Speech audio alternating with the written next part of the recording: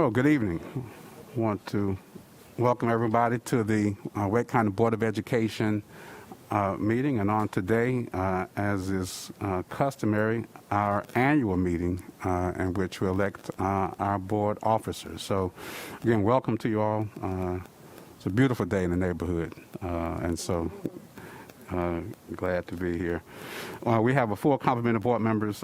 Everyone is back. I want to again welcome, as I did in work session, Mrs. Kushner and Dr. Martin back to the table and back in the country. Glad to see you both. You both have been traveling, so we missed you, and so we're glad to have you back. We also have Superintendent Moore, Council Blumberg, and so we have a full complement here. So we do have a quorum. If you all stand with me and recite the Pledge of Allegiance.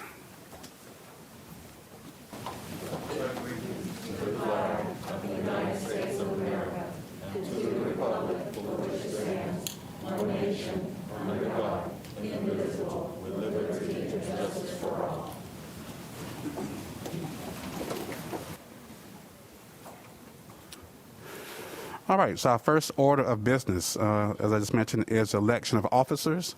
And so at this time, I will do the customary turning over the gavel to Superintendent Moore, who will lead us through this portion. We will elect the new chair, and then at that point, we'll hand the gavel back to the new chair, and then they will handle elections for the vice chair. Superintendent Moore. Thank you, Chair Sutton. Are there nominations for the position of chair for the Wake County Board of Education? Superintendent Moore, I nominate Lindsay Mahaffey for chair.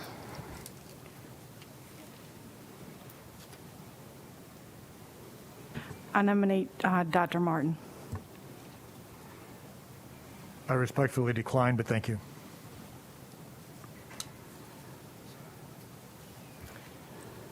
Is there a motion to close nominations? Hearing no further nominations, I'll make a motion that we close the nominations on the said name of Lindsay Mahaffey. Second. All in favor? Aye. Okay. You have the ballots in front of you. Please remember to sign them.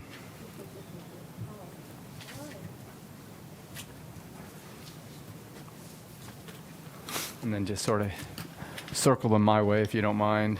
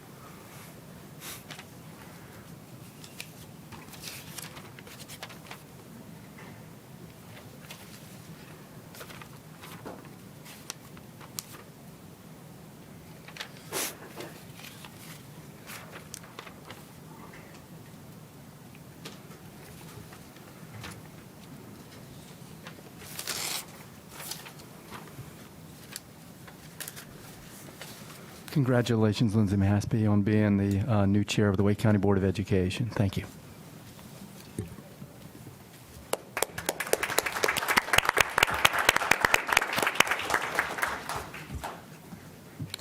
With that, I'll be handing out the ballots for vice chair.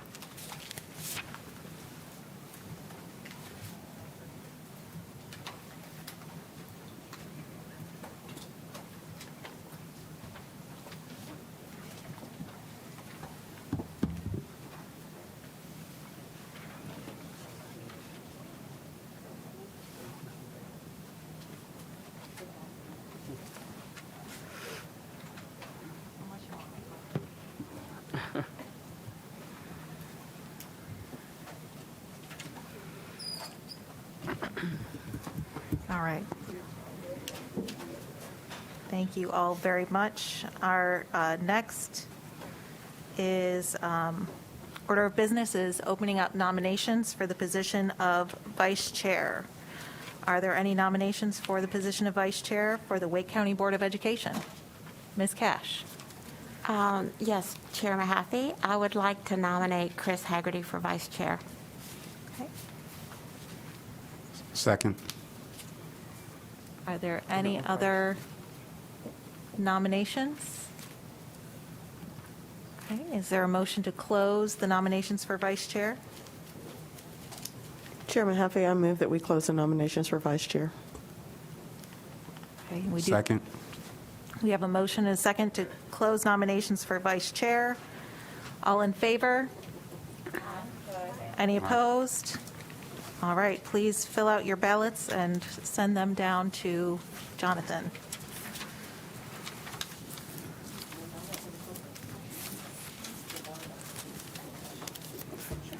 Did you sign them? And Please remember to Make sure sign. there's a signature. Really?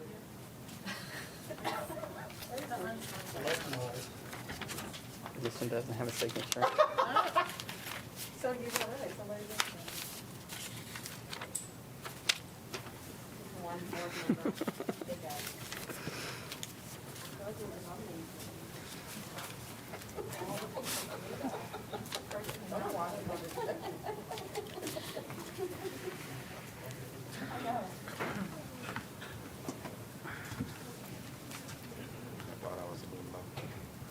Yeah.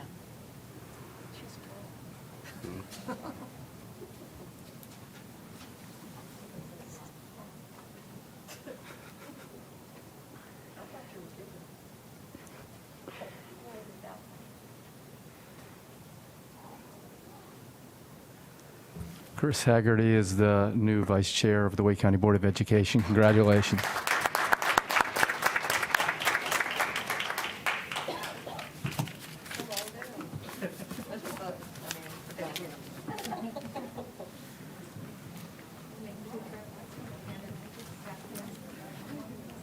Do we need to change the name tag plates?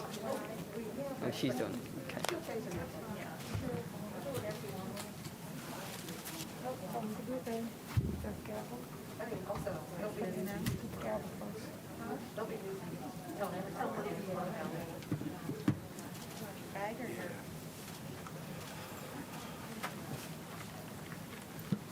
That's, Yeah. No, that was yours.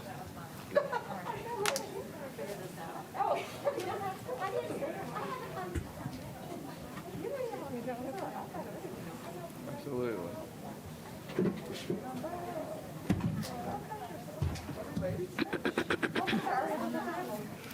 I don't know what the order is.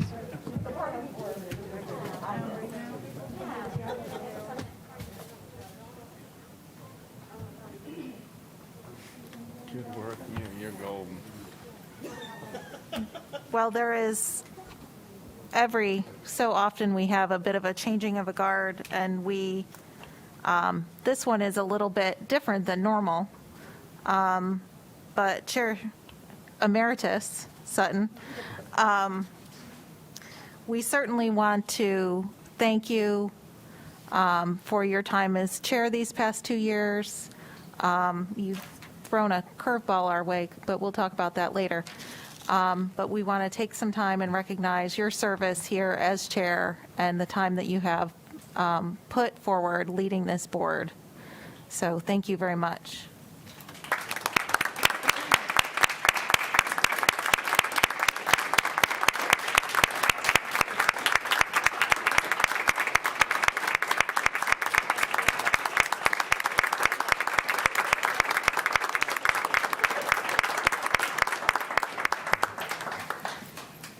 If there's anything you'd like to say, please feel free. I would again, I'll just say thank you all for allowing me to lead this board over the last 2 years, and I'll make some additional comments later in the meeting. At this time, the business of our annual meeting is concluded, and we need a motion to adjourn the annual meeting. Chair Mahaffey, I would move that we adjourn the annual meeting. Second. All right, we have a motion and a second to adjourn the annual meeting. We'll get to that later. Huh? I don't. Okay. And it's my first day, guys.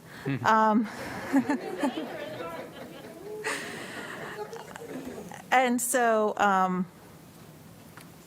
we have a motion and a second to adjourn this annual meeting. All in favor? Any opposed?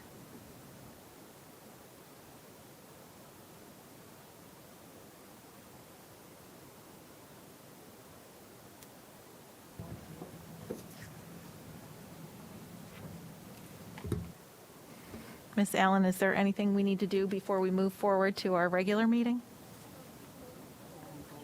All right. Yep. All right.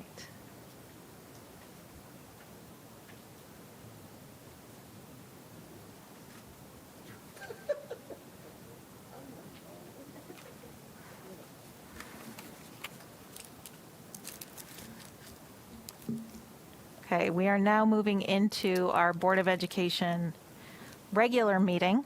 Apologies for the delays, and thank you for being here, either in person or online. We have already established our quorum. We've said the Pledge of Allegiance, so we are going to move on to some information items. Superintendent Moore, we'll start with you. Good evening, Chair Mahaffey and board members. This week is Computer Science Education Week, and many of our schools are finding ways to highlight the relationship that computer science has to different subjects, industries, careers, and everyday life. Students across our district and at all grade levels are participating in Hour of Code, a yearly effort to demystify coding to show that anyone can grasp the basics of coding languages. And many schools are collaborating with major technology companies, including Apple, Google, and SAS, which are sending representatives to schools to lead technology demonstrations and activities and to share information about career paths in computer science. A fundamental understanding of computer science is a critical factor in producing graduates who are ready for success in college and career. While the importance of learning about technology is being highlighted this week, I know that it is taking place in various forms all over our district throughout the school year.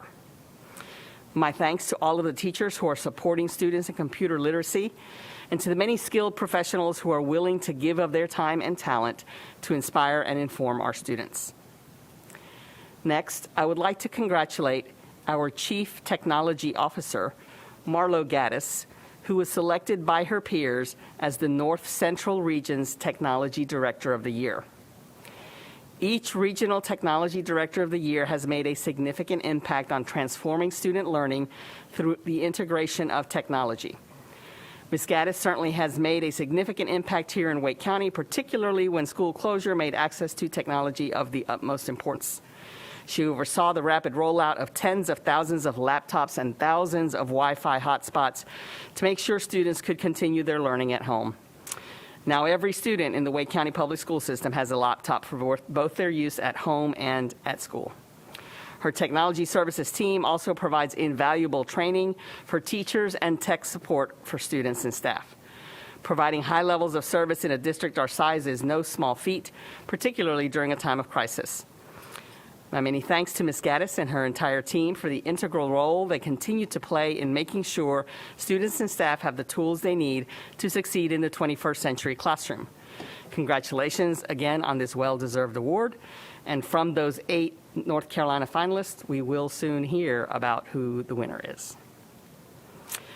I'd like next to recognize Louise Taff, who in September marked 50 years working for Project Enlightenment, an early childhood prevention program in our Office of Early Learning. That's right, 50 years, all at Project Enlightenment. Throughout her career, Louise has served in multiple capacities from classroom assistant to assistant director.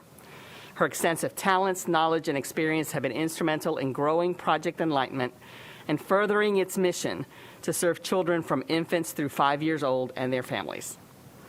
In gratitude for her 5 decades of service, Project Enlightenment staff have named the production area located in the Parent Teacher Resource Center in her honor. Our strategic plan core belief states that well-supported, highly effective, and dedicated staff are essential to success for all students. Obviously, 50 years gives new meaning to the word dedicated. Congratulations to Ms. Taff on this remarkable milestone, and my thanks for her commitment to serving the young children of Wake County. While most employees aren't going to work here for 50 years, of course, the truth is that our staff is full of people who strive every day to make sure students are successful. So in closing tonight, I'd like to highlight just 2 recent examples that came to my attention. First, Tyler Cole, a music teacher at his alma mater of Fuquay-Varina High School, recently completed a 2-year professional development program offered by the Country Music Association called Mentor ME. He committed time and energy before and after school to expand his musical knowledge and capabilities to grow as a music educator. He is one of 10 teachers across the country to have completed the program. Second, a Salem Elementary parent recently wrote to acknowledge the hard work of bus drivers Benita Dunn and Alicia McNeil. The parent wrote, "They may say they're just doing their job, but it's not just a job. You're carrying my child, along with many others, and you do it with excellence every day. For that, I just want to stop and take time to say thank you." This has been a challenging time for many of our employees, but I know that there are countless other stories just like these of staff members who perform their jobs daily with commitment, care, energy, and enthusiasm. To Mr. Cole, Ms. Dunn, Ms. McNeil, and every one of our employees, I want you to know that your work is vital and it is appreciated. Thank you. That concludes my comments. Thank you, Superintendent Moore. I do want to take a moment to thank my colleagues for entrusting me to lead this board. I have learned a lot from each and every one of you in my 5 years on the board. And I know that as long as we do what's in our hearts and put our students first, we'll continue to do work that is needed. And I believe that every person on this team feels that way. Congratulations to our new vice chair, Chris. It'll be a journey. I do want to take some of my first comments to thank every single employee of this school system who has put forward some incredible, hard, long work during these past couple of years. It is to the point where we're almost waiting for the next unprecedented thing, and please don't come anytime soon. But thank you for everything that you have done for our children, for each other, and know that you are valued and appreciated, and I hope we will be able to show some of that appreciation in other than just words later this evening. I do also want to congratulate our new chair of the County Commission, Sig Hutchinson, and our new vice chair in the County Commission, Shanika Thomas. We have a very great relationship with our county commissioners, and we look forward to working with them as we move forward through this year. And now I will turn it over to our vice chair, Chris Haggerty.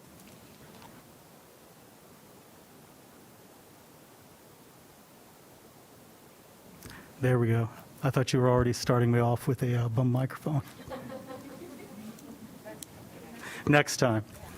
I thank you, Chair Mahaffey. I appreciate the support and the faith in my colleagues. I appreciate your vote today. I'll just say that the whole is stronger than the individual, and I think each one of you around this table have unique gifts and talents that we can utilize to make this district, support this district, and make it even better. And, I'm going to support the chair, and I'm going to support each of you so that together as a board, we can do the best job possible. There's a long agenda before us, and I can get long-winded if I get on a roll, so I'll just turn it over to the next person. Thank you. Thank you. And board members, there is a method to my madness here. So if you will, you might notice a hiccup, and I promise you it's not. We are going to start with Heather Scott. Thank you for that. Congratulations, Madam Chair and Vice Chair. I look forward to working under your leadership and working together. And a huge congratulations to Keith. I cry and tear up, so I'll try really hard to just save that for a sappy note of gratitude. But I do appreciate your service for over the last decade plus. So thank you so much. I'll try to keep my comments really brief this evening. There's always so much to talk about, but I wanted to congratulate our Rollsville High School Rams. They made it so far and played a tough game. They were a tough opponent to Cardinal Gibbons. And I went to the game, and I was happy to see them play. And I noticed at one point there was an injured player on Cardinal Gibbons, and they were okay. But I looked down, and all of our Rams took a knee, as they do, we're going to be quiet, we're going to help them focus on this player. And I happen to notice that Cardinal Gibbons does not do that. And that's no slam against them, but I just thought that's our Rollsville. That's my Rollsville. I mean, that's the team. The commitment to not just caring for each other, but caring for their opponents and caring for their community. And football is truly a sport where it's kind of like band.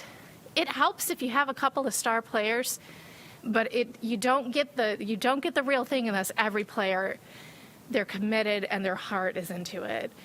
So it was nice to be there. I congratulate their coaches, the entire school for supporting their team and for all of the outreach that they do. They have some phenomenal seniors who are going to go on to do great things in this world. So just a huge congratulations to them. I'm sorry that score ended up how it did, but I could not be prouder of each and every one of those students and their coaches and the families who support our athletics as well. Thank you.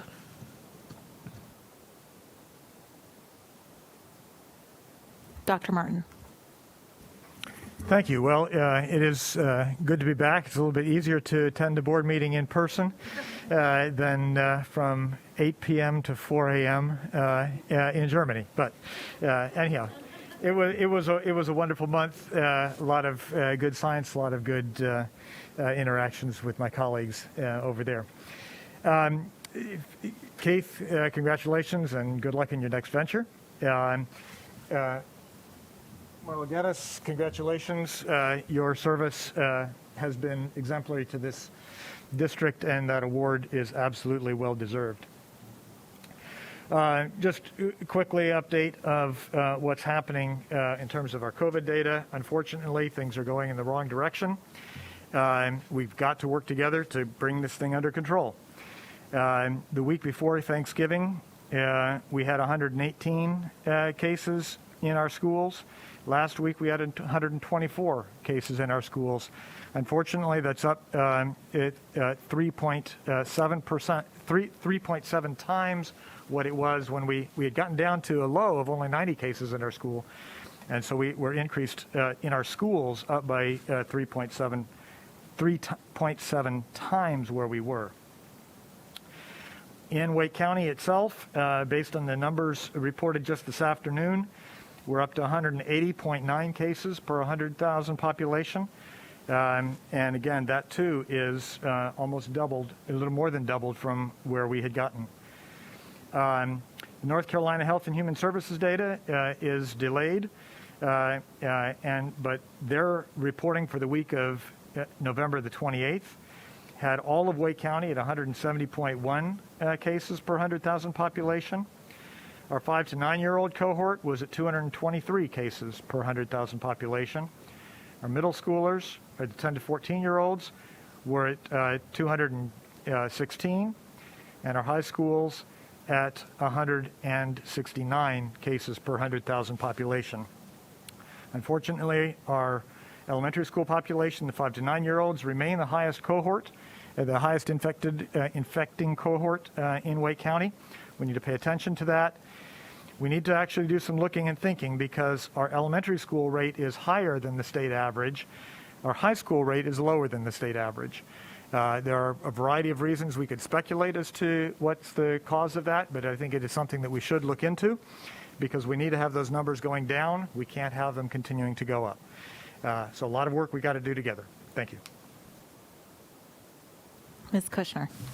Thank you, Chair Mahaffey, and congratulations to you and Mr. Hegarty, our new vice chair, and great gratitude to you, Chair Sutton, for all your service on this board. I've been on the board 10 years, but it's all been serving as your teammate, so it's going to I wish you well on your next adventure. Good to see you, sir. Wanted to thank the North Carolina Science Leadership Association for inviting me to participate on a panel, Keeping Kids in Schools, where it's a group of science educators, K-12 and university level, focused on science and using science to make good decisions, as well as promoting science education. It was a real frank discussion about the tough leadership decisions we have had to make as a board during the last 2 years. So really great discussion, and appreciate those folks for inviting me to participate. The District 6 Board Advisory Council is going to be meeting on December 16th at noon at Oberlin Road Middle School, and we are going to be discussing state education finance with Wake Ed Partnership. So it'll be a great discussion. And I wanted to also thank all of the community members, students, parents who have given us feedback on the student enrollment plan.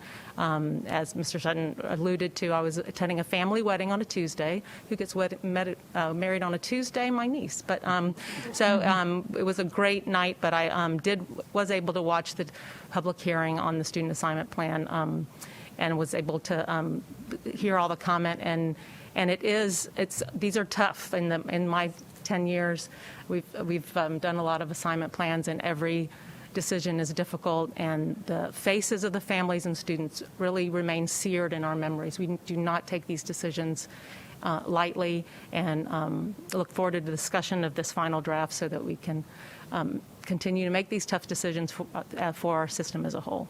But looking forward to working in the next year with both of you and with this team. Thank you. Thank you. Ms. Carter. Thank you. And I just want to start by wish you all the best, Mr. Sutton, with Warren County, and thank you. Since the last, feels like it's been a long time since our last regular board meeting, I have visited several schools. It feels like forever ago, but I was at Davis Drive Elementary School, and it was great to go into the music class, and I saw students were bucket drumming, and they were doing, I might get the We Will Rock You. And it was just, it was kind of awesome. Actually, it was very awesome. And I believe it was only their second time. And they were just doing a fabulous job. And I was thinking, I don't think I'm quite that coordinated. But it was, I appreciate the opportunity to be in there and watch students creating all kinds of artwork and assisting in some kindergarten classes with some centers, and then carpool, which I actually love doing. I think it's just a great way to either begin the day or end the day interacting with students. I also had a back meeting and wanted to thank Marlo Gaddis for all of her help with the registration, because it was a virtual meeting, sending out the Google Meet links and helping with little technical glitches we had. And I wanted to thank Glenn Carosa for coming and presenting information about the proposed student enrollment plan and the impact on District 9 schools. And a special shout out to Angela Mills for translating the presentation so that a back representative could have it in her native language. I appreciate that. And our next back meeting will be on February 9th, if you want to go ahead and mark that down. And we'll make a determination as we get closer to it if it'll be in person or virtual. Also, I want to spend a little bit of time on Cary High. Had a great Friday evening, several Friday evenings ago. They had an improv night. It's the first one they've had in 2 years. Absolutely fabulous. The team's names are important to be shared. Jorts, placeholders, biohazards, and big boats and little lads. They did a fabulous job. The drama room was packed on a Friday night for more than 2 hours, and it was just a lot of fun and having the ability to think that quickly. I don't know if folks remember Whose Line Is It Anyway? That's kind of what it reminded me of. It was just wonderful, and I want to thank Ms. McCormick for all of her support for those students and bringing that event back. And also, still on Cary High, I wanted to recognize their Navy Junior ROTC program. It's the only one in Wake County. And since November, so a little over a month, they have placed second overall at 2 different drill meets. The first one was at Cape Fear, and the one, I think it was this past weekend, was at Myrtle Beach. And they are led by Commander Erickson, and I just want to congratulate them and all the support for that program. And I also visited Adams Elementary. I assisted in Mrs. McWilliams' wonderful pre-K class. It was fabulous. It's just a great environment, a wonderful group of students, and I appreciated that opportunity. I do want to apologize for missing the public hearing last week. My dad unexpectedly passed away on Thanksgiving. But I did watch the YouTube video and listen to the public comments, and I appreciate all the emails that have been sent and comments that have been shared. And I wanted to take a special moment about my dad, if y'all don't mind. He went all the way through Wake County. He was a class of 1955 graduate of Cary High, and he had fellow classmates attend. And it really speaks volumes to the community and support and importance of our schools. He was 84 years old and still had folks coming from Cary High that knew him, went to school with him, and even some all the way through to the primary schools. I'm sorry, I can't think right now the name of that, Mount Vernon. It was Mount Vernon combined something name. Who came. And I just point that out because I think it's important that our students are making connections that can and often do last a lifetime and are very powerful. So thank you. Thank you, Ms. Carter, and we are all sorry for the unexpected loss of your dad. That's especially difficult during the holidays. Ms. Johnson-Hostler. Thank you. Indeed, I echo Ms. Mahaffey's sentiments. Ms. Carter, grief is a journey, and you will continue to be in my thoughts and prayers. Ms. Mahaffey and I had the great opportunity to attend the Boys and Girls Club event, which was far better in person than it was virtually last year. Although I always get excited because I love when I see students I know being recognized, and so they certainly did a great job recognizing Boys and Girls Club alums. And of course, we got to see our dear colleagues from across Wake County and Raleigh support our young people. It was holiday, so it was really fun. I personally love to see kids dress up, especially when they like being dressed up. It was the best part. I was watching them prepare in the hall, and you could tell they were glad to have on their fancy clothes. So again, always glad to support our partners who ensure that our students not only have a place to go after school, but that they are also supporting their academic and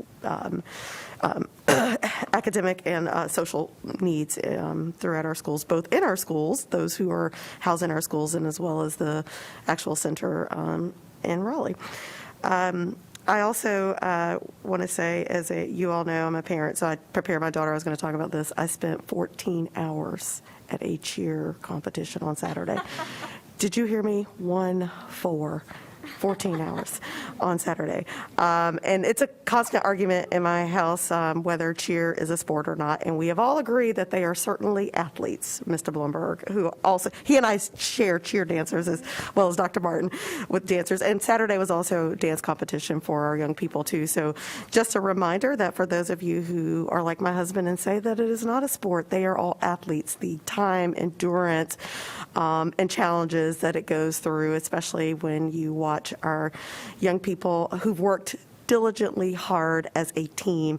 And I would say, Ms. Scott, that I don't think that there's an activity that our students participate in where it does not take all of them and their hearts to be on the stage, on the field, to really make it happen. And again, while I was exhausted, congratulations to all the Wake County teams.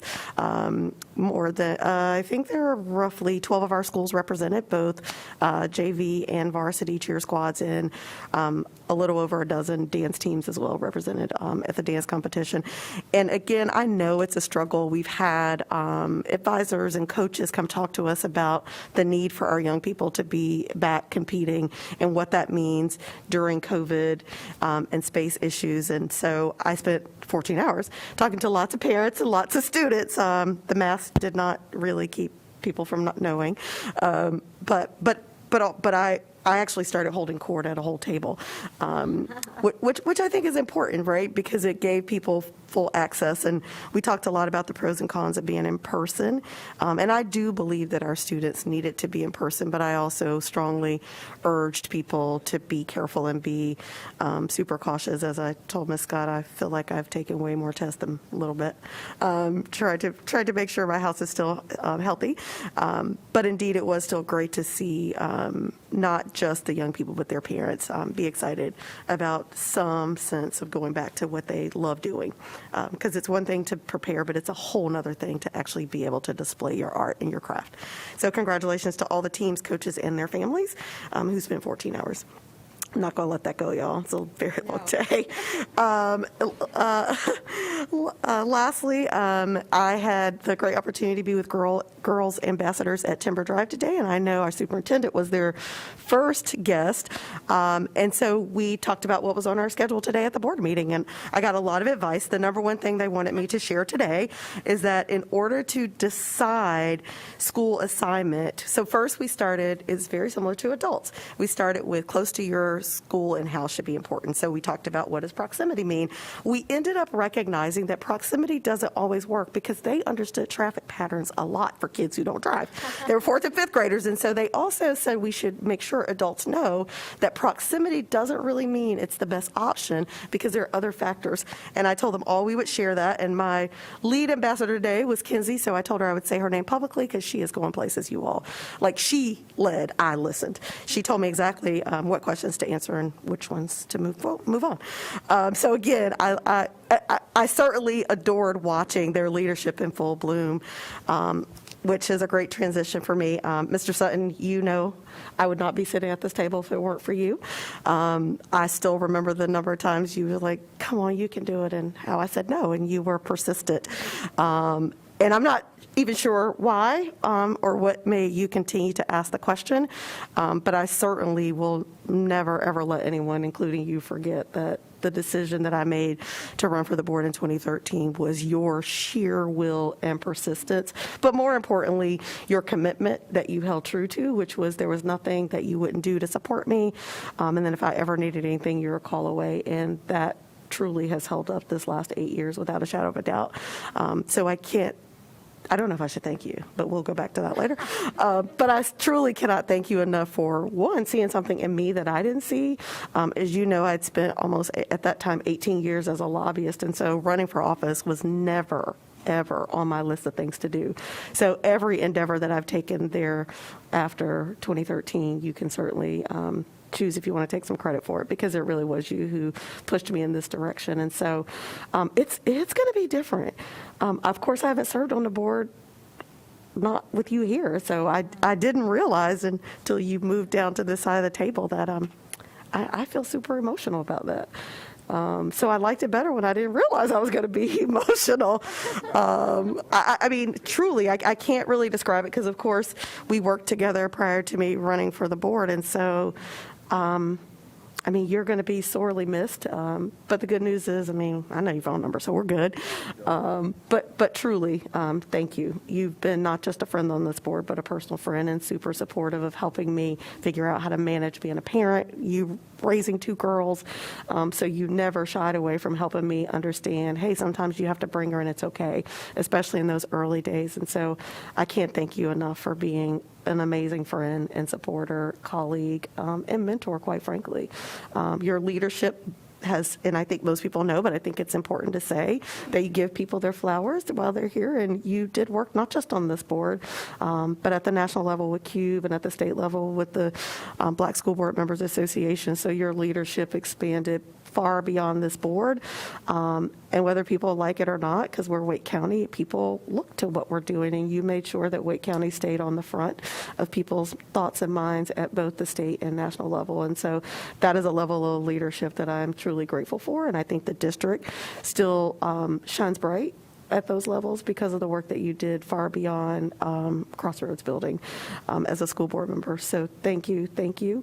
I know the community as a whole is going to miss you, but you know I'm going to ride this till the wheels fall off. That Warren County said they got new swag. Like, that was like my favorite, and I just can't stop saying, like, and for sure you got swag.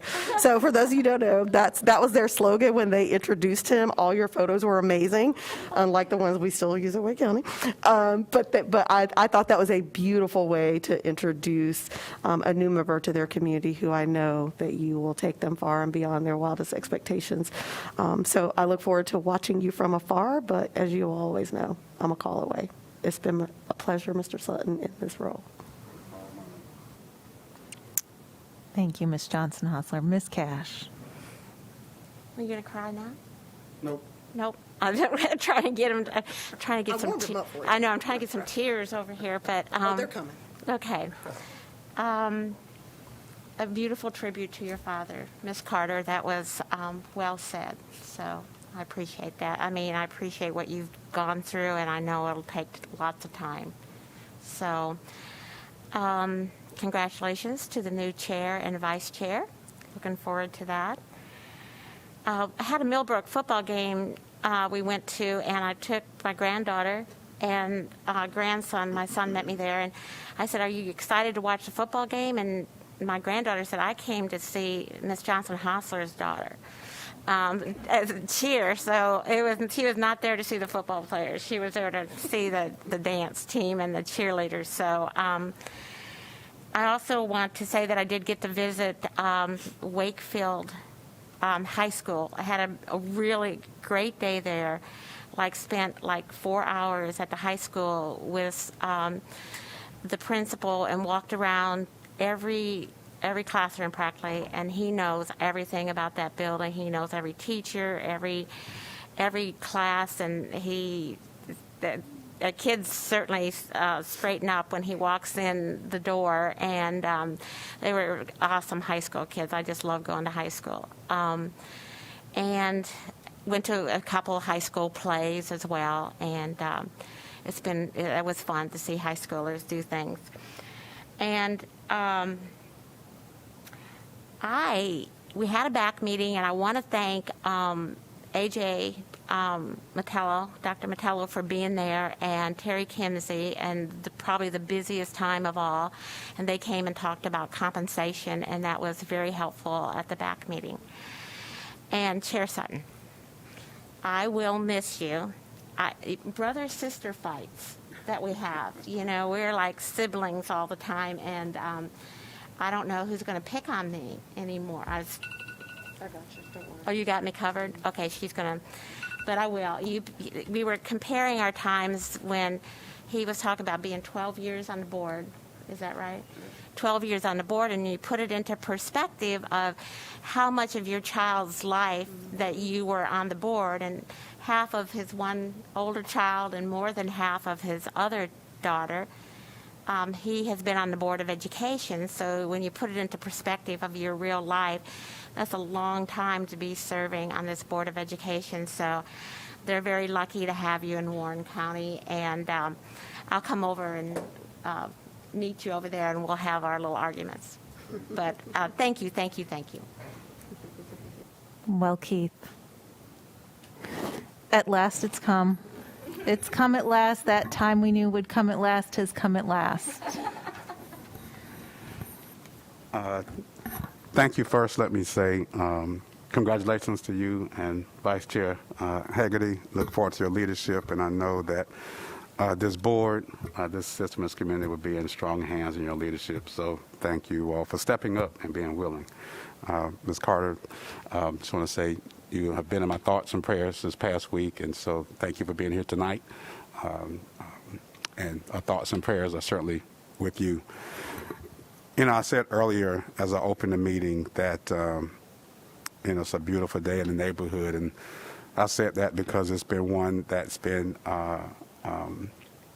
introspective for me as I thought about this day and this day coming. And I'll say to most of you have heard about my transition. And when you're in transition like that, you tend to be introspective and thoughtful. And so earlier this week, I submitted to my colleagues on this board my letter of resignation. That is to take effect December 31st. And so because we are not meeting later in this month, our second meeting falls during the winter break, this is my last meeting. And so just want to share a few parting thoughts, if you will. I was appointed to this board back in August of 2009, and at that time it was to fill the unexpired term of then board member Rosa Gill. Since that time, I've proudly served the residents of Southeast Raleigh, other parts of East Raleigh, and in later years a significant section of Western Knightdale. When I came on this board, we were not the district that we are now. Those that have been here longer than I, Superintendent Moore and others, correct me if I'm wrong, I'm probably somewhere in the neighborhood, I'm guessing a little bit, but at that time we had in the neighborhood of about 150, 155 schools. Back in 2009, we now have almost 200. We were the second largest district at that time, just behind Charlotte-Mecklenburg. Now we are the first, and then we had about 125,000 students or so around that time. Our budget was less than $1 billion. I think we're around $850,000, $900,000 in our budget. Now we're close to a $2 billion budget. We were in a much smaller, sometimes cramped space on Wake Forest Road in the heart of Raleigh. Of course, now we sit here on a sprawling campus here in Cary. And no one had ever heard of Apex Friendship High School or Neuse River Middle School or any type of men's or women's leadership academy at that time. And if I'm correct, Kathy Moore was our area superintendent at that time. Almost immediately when I came on the board, and it's ironic that now we're voting on a student assignment plan tonight, because at that time, almost immediately, instead of fighting a pandemic, we were fighting for our lives to maintain educational equity and diversity through our student reassignment plan. Since that time, we have bused students out, brought them back home. We've expanded magnets, passed record bond programs, moved to the new campus here in Cary, grown to almost 200 schools, a $2 billion budget, roughly 160,000 students, and 20,000 dedicated employees. We have led with equity in mind by creating an Office of Equity Affairs, hired the first female and Latino superintendent, built the first public-private partnership school that is a half school, half YMCA in Southeast Raleigh, and seen the only two-time Magnet School of the Year here in Wake County. And yet there isn't a student or teacher in this district who could not tell you what the 4 C's are, because everyone knows what our 4 C's are. But there's much more work to be done. Unfortunately, my time has come to an end. I'm eternally grateful for the time and experiences, and most importantly, the lessons learned. I've worked with some of the best educators, most committed employees, dedicated and hardworking public servants, top-notch superintendents and administrators, and the best and brightest students in the country. And probably most importantly, an involved and passionate community with enormous expectations. I want y'all to remember that we have a world-class school system. If you will compare us to corporations in the Fortune 500 list, we are in the Fortune top 20 of school systems. We're about 15. And it's not just in science, but in every way. No matter what our critics would say or tell you, we are viewed across the state and this country as one of the best here in North Carolina and again across the country. We are held in very high regard, and please don't lose sight of that.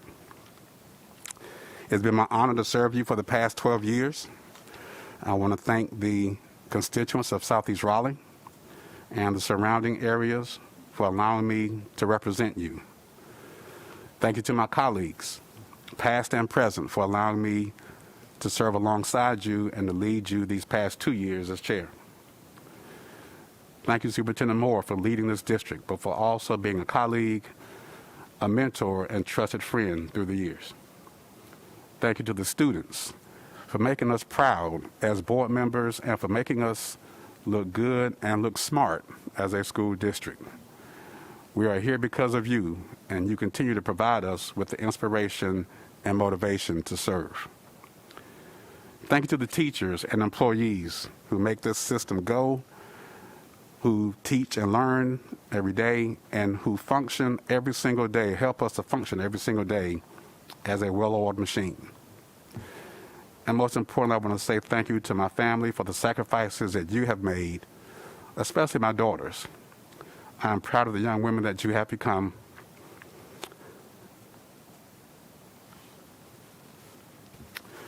And even though I've missed a few games, meetings, appointments, or other events, they are my proudest accomplishment, and I love them dearly.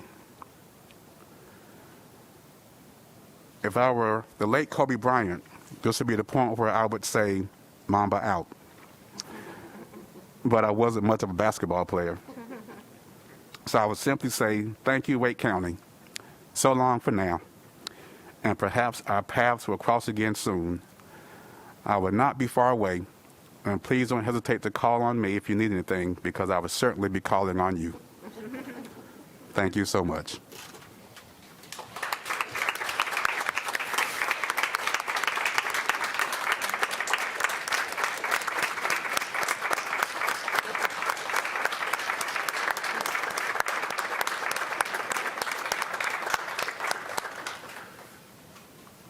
Chair Sutton, we know that you and Kobe Bryant have one thing in common for sure, and that is that you are both girl dads at heart. Absolutely, absolutely.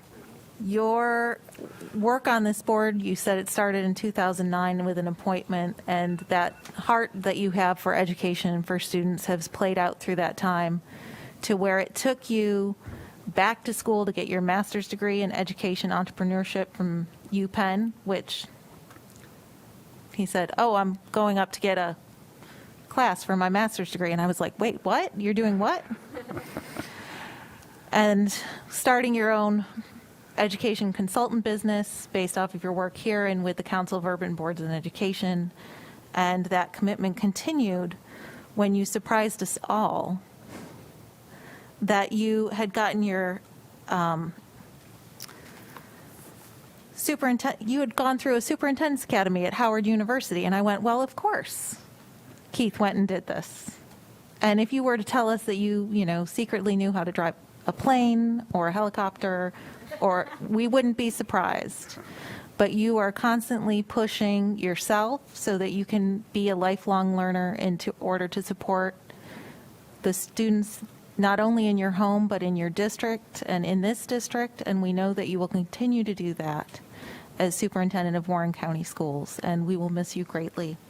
And as a thank you for all of your time here, we have this plaque presented with sincere appreciation for your leadership, commitment, and the dedication to the Wake County Board of Education from August 2009 to December 2021.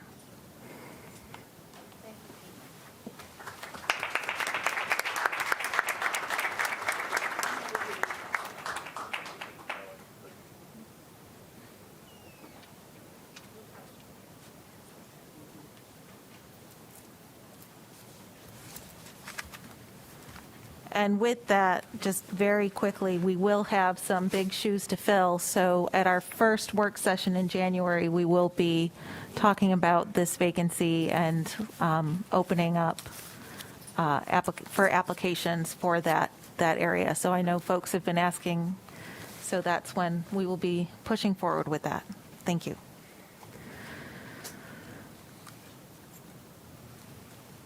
We are now going to be moving forward. If we could get a motion to approve our meeting agenda. Chair Mahaffey, I would move that we adopt the agenda for tonight's meeting. All right. Second. Okay, we have a motion from Vice Chair Hegarty and a second from Ms. Johnson-Hostler. Any discussion? All right, all those in favor signify by saying aye. Aye. Any opposed, nay? All right, moving on to our information items. We're going to begin with our superintendent updates. Superintendent Moore. Good evening again, Chair Mahaffey and board members. I will be doing a quick recap of the items that we covered in work session today. The first item on the work session agenda was the folks from Barrington Smith and that provided the second session with the board regarding the redistricting of your election areas. This item is focused on the board's required work to look at your election areas as a result of the 2020 census. That was the second meeting. We are looking forward to sometime in January some proposed models based on the discussion today for what the redistricting of those election areas will look like. And the reason I keep saying that is so families know this has nothing to do with students. Those election areas will be presented in January with then further opportunities for the public to review prior to a final decision by the board on what those will look like prior to the next November 22 election. So there's a whole calendar that was part of the presentation today. The second item on the work session today was about the employee compensation package that staff has put together and is bringing to the board for review and approval. That is a compensation package that increases pay for all WCPSS employees, with the largest increases going to those that are currently earning less than $15 an hour. Just creating that $15 an hour and the other increases that will be based on experiences, because the steps will be included, means that many of our employees in the lowest pay grades will see increases of 30% or more. And compression has been dealt with in all of those cases. For instructional assistants and bus drivers, those are a little higher than that. The proposal here is a little under $17 an hour, and some additional for special ed, IAs, and team leads for bus drivers as well. There is also a proposal to increase the local supplement for teachers beyond what was initially proposed and already approved by the board in last year's budget. So that will be up there as well in the request this evening. Today's proposal is part of an initiative that began several years ago with the multi-year budget plan that was developed and submitted to the county commissioners. The pandemic forced us to pause some of those efforts, but we are returning to this topic of employee pay, not just at this time with the board approval that we are seeking this evening, but again in a few short months when the superintendent's 22-23 proposed budget is released. The third item that we covered in today's work session was the final draft of the enrollment plan for 22-23. There have been two prior drafts. A few final changes were reviewed this evening. This is also coming to the board for a vote this evening. I think there were a couple of changes that were included this evening as well. There have been a number of opportunities for parents and families to weigh in. I can tell you that any emails that have been sent to me that I have been copied on, I make sure that staff always has them so that they are able to see them as well. I know that you guys get them also. So that we can make sure that we're incorporating all the feedback that we get, not just from our online forums and the meetings that we have publicly and the public hearing that we had here, but also anything that we happen to get via email. And as always, appreciate the feedback that we get. And that will be coming before the board this evening for a vote as well. And those were the items in our work session today. Thank you. Thank you, Superintendent Moore. Next up on information items is an annual report from the School Health Advisory Council, also known as SHAC. This will be led by Drew Cook and Brian Pittman and Brian Glendenning.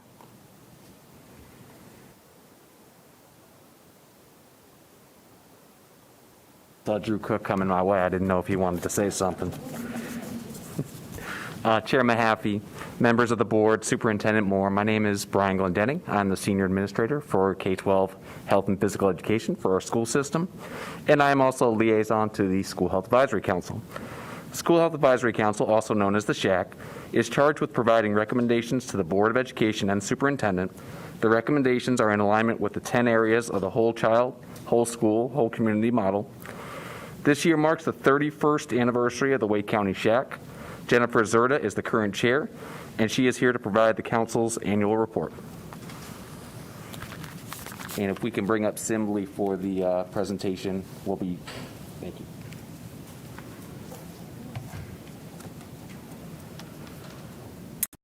Good evening, Chair Mahaffey, board members, Superintendent Moore. I'm glad to be here. As Brian said, I am Jen Zerda. I am the current Wake County SHAC chair, also a proud parent of 2 Wake County students. And I'm pleased to be here tonight to present our 2020-2021 annual report. Can you go to the next slide? So the School Health Advisory Council is an advisory group of school and community members. And as you can see on our slides here, this is the entire membership for the 2020-2021 school year. During this time frame, as I mentioned, I was the chair. Ann Rollins served as our vice chair. Larry Botter served as the secretary. And as Brian mentioned, he has been the liaison to the SHAC. Next slide. The Healthy Active Child policy outlines the use of the whole school, whole community, whole child model, otherwise known as the WISC model, and we try to have representation from each area within our SHAC. Each year we review this membership, and as you can see on the slide, our members are listed in red, and they correspond to the 10 areas of the WISC model. We did have a few gaps in the 2020-2021 school year, and I'm pleased to say that we have those filled for the 21-22 school year. Our new membership now includes Granville Johnson from the Office of Equity Affairs, Ray Marsh from Counseling and Student Services, and Alice Reese from Facilities. We did have a few members roll off, and so we will still be seeking representation for employee wellness and an additional representative for health services under the school nursing. Next slide. The next 2 slides provide the framework for our annual report as directly taken from Board Policy 6140, the Wake County Student Wellness Policy. A local SHAC is to be established and maintained. This council has an important charge to assess the students and employee needs along with the school environment, including policies, regulations to help raise awareness about school health and wellness within the Wake County school system. Next slide. Oh, you got it. The council is to be comprised of representatives of the school system, health department, and community organizations, and shall provide periodic updates to the board, which is why I'm here this evening. Throughout the 2020-2021 school year, we heard from a variety of presenters on a variety of topics, which you can see listed here, and we will go through the commendations and recommendations through each of these topics on the upcoming slides. Our first presentation of the year was provided by Live Well Wake. Live Well Wake is a collaborative effort in Wake County made up of diverse organizations and individuals with a shared goal to empower and enable residents of all ages from all backgrounds across all zip codes to make healthy living the easy choice. It combines the Population Health Task Force recommendations with the Community Health Needs Assessment process. This group is doing a lot of great work, and the SHAC thought there might be an opportunity to investigate the possibility of linking up in regards to staff wellness and CAS. In November of 2020, we heard from Paula DeLuca, the Senior Director of Child Nutrition Services.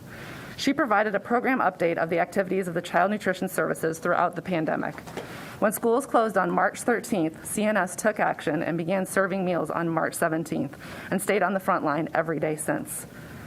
In our discussion, we learned of the speed, the flexibility, innovation, and adaptations of CNS to meet the complex federal rules around the summer feeding and the school breakfast and lunch programs. The entire CNS team is to be commended for their service and commitment to the Wake County students. Throughout the summer of 2020 and into the school year, this team was constantly dealing with job test changes on a regular basis, long hours, and an entire set of updated processes and procedures, not to mention the stress of being a frontline worker from the very start of the pandemic. While doing all of this, they expanded their services to reach as many children as possible that were no longer in physical school buildings. Some of these services included curbside pickup that contained the current day's lunch and following a day's breakfast, the implementation of the big school bus food consisting of 29 buses traveling up to 72 neighborhoods and hotels to meet student needs. We are grateful for their service and dedication to the Wake County Public School System children. In December, we heard from Paul Coe in regards to counseling and student services and learned about many important commendations for social and emotional learning and mental health support throughout the school system. In this update, we learned about the proposed plan to meet the requirements of school-based mental health policy update. This plan was subsequently approved in July of 2021, and it is assessment of the mental health supports that are provided and those that are being enhanced. Our second commendation is that the school system began offering resources and outreach for a variety of mental health and wellness topics for family and staff. We used our January meeting to review one of these resources. The video that we reviewed offered practical and accessible support to manage stress at home during the pandemic. The screenshot here shows the landing page where students, family, and staff can access signups for health and self-care workshops. Additionally, there are video presentations on a variety of topics that can be accessed on demand. Our next commendation is that we're happy to have Ray Marsh joining the SHAC as a representative for the 21-22 school year. And our final commendation for the SHAC was the use of the federal ESSER funds to fund the full $8 million request from the SEL business case for additional counselors, social workers, and psychologists. The SHAC also identified recommendations under the umbrella of CAS. First, after reviewing the resource mentioned on the prior page, the SHAC encourages the expansion and publication and implementation of these resources that have been developed for the districts. These resources are easy to access and provide a wealth of tools. It would be helpful to understand how many parents, staff, and students are taking advantage of these resources. Outside of those resources, we also discussed the need to explore and define an appropriate measure to determine the behavioral health status of the school. The SHAC would also like to continue to review the counselor, social worker, and psychologist to student ratios within the district. And finally, we are grateful to have Granville Johnson as a member of the SHAC from the Office of Equity Affairs. Our next topic was the Youth Risk Behavior Survey, which we spent 2 months reviewing the data. The YRBS monitors 6 categories of health-related behaviors that contribute to the leading causes of death and disability among our youth and adults. These areas include behaviors that contribute to unintentional injuries and violence, sexual behaviors related to unintended pregnancy and sexually transmitted diseases, alcohol and other drug use, tobacco use, unhealthy dietary behaviors, and inadequate physical activity. Our commendation here is that we were able to review some limited data from the school system and compare this with the state data. On the next 2 slides, we have shared a handful of examples where the data appears to outperform the state. Again, it's limited data. These graphs show the percentages of the Wake County Public School System students in light blue as compared with the percentage of North Carolina students in dark blue. So on this slide, what we can see is that it appears that Wake County Public School students had lower incidences of riding in a car with a driver who had been drinking or who drove a car while they had been drinking alcohol. Additionally, we see the percentage of Wake County Public School students who did not go to school because they felt unsafe appears to be lower than that of the other students in North Carolina. Next, we see that the percentage of students bullied appears to be lower than that in the state as well. On our second slide, we have an additional 5 comparison points. It continues with the comparing the school system in North Carolina for students who were electronically bullied during the 12 months prior to the survey. The following 2 graphs are regarding cigarettes and vaping, where it appears that students who frequently smoke and those who currently use electronic vapor products are lower in the county than compared to the North Carolina state population of students that also engage in those activities. Our last 2 graphs show performance around students who did not eat vegetables within the last 7 days of taking the survey, and those who did not participate in 60 minutes of physical activity at least 1 day out of the 7. So these areas were where it appears that we are outperforming the state.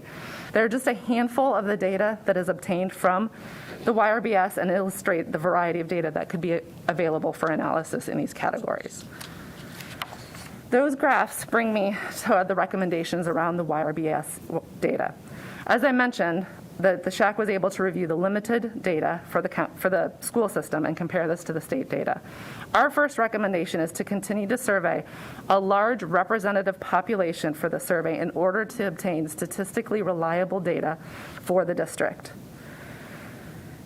It's also important for the statewide data because the school system being as large as it is, the state data's reliability is driven in part by our participating in the survey. So by having statistically reliable state and district data, we would be able to see the effect of the pandemic on these behaviors, and we could also be looking to expose trends and address issues before they become a larger problem. Statistically reliable data at a local level can also support grant applications that have been rejected in the past due to this local sampling data. Lack of this local sampling data. The other two recommendations around the YRBS are to not remove the demographic and socially sensitive questions, as they can help focus resources and changes on areas of real need. And finally, we would ask that the data from the YRBS continue to be used to analyze the impact of curriculum updates and address future curriculum changes. Our final topic for review was tobacco use prevention, which came from our member and current SHAC Vice Chair, Michelle Mulvihill. Similar to our discussion with YRBS, our participation in the Youth Tobacco Survey helped to drive statistically significant data for the state of North Carolina. A second commendation is that new questions were added to provide more demographic information. Risk, behavior, and attitude details were also added to the survey. Results showed that North Carolina's student awareness of vaping is increasing. According to the results, more than 50% of high school students and more than 60% of middle school students believe that e-cigarette tobacco products are either extremely or very harmful to their health, which means our messaging is getting through. Our final commendation is regarding the participation of the second annual Tobacco-Free Community Forum. This virtual event included local officials, community members, and participants from the youth empowerment leaders at Enloe High School, Fuquay-Varina High School, and Carnage Middle School. These students led presentations regarding vaping data and their experiences. We are pleased to know that this will continue as an annual event. In regards to the recommendations around tobacco use prevention, the SHAC would like to see enforceable strategies for tobacco-free school laws with respect to individual schools. We would also like to see the continued support and participation from the school system in the Youth Tobacco Survey in order to have continue to have statistically reliable data for the state so that we can understand the trends, take action on current risks, and assess and prevent new risks. Finally, we would like to continue to promote evidence-based tobacco prevention and control strategies for students and staff. For the current 21-22 school year, this is a list of topics that we have either already reviewed or are planning to review. We have added COVID responses, testing, and vaccinations as a standing agenda item. And in November, we discussed employee health and wellness. As we will not be presenting to the board for at least another 6 months, we thought it important to mention a recommendation that will be made in the next presentation is very timely given the past 20 months of extremely challenging and stressful environments for the employees. If possible, we would like to have this item considered for action before the next presentation at the end of this school year. This recommendation is to create a WCPSS Staff Wellness Task Force responsible for identifying key stakeholders and staff needs based upon the CDC school wellness design, specifically in the areas of preventative services, chronic disease management, safety and injury prevention, physical activity, nutrition, and social and emotional health and stress. We would also ask for any recommendations for topics that you feel are not included in our list or that should be added here.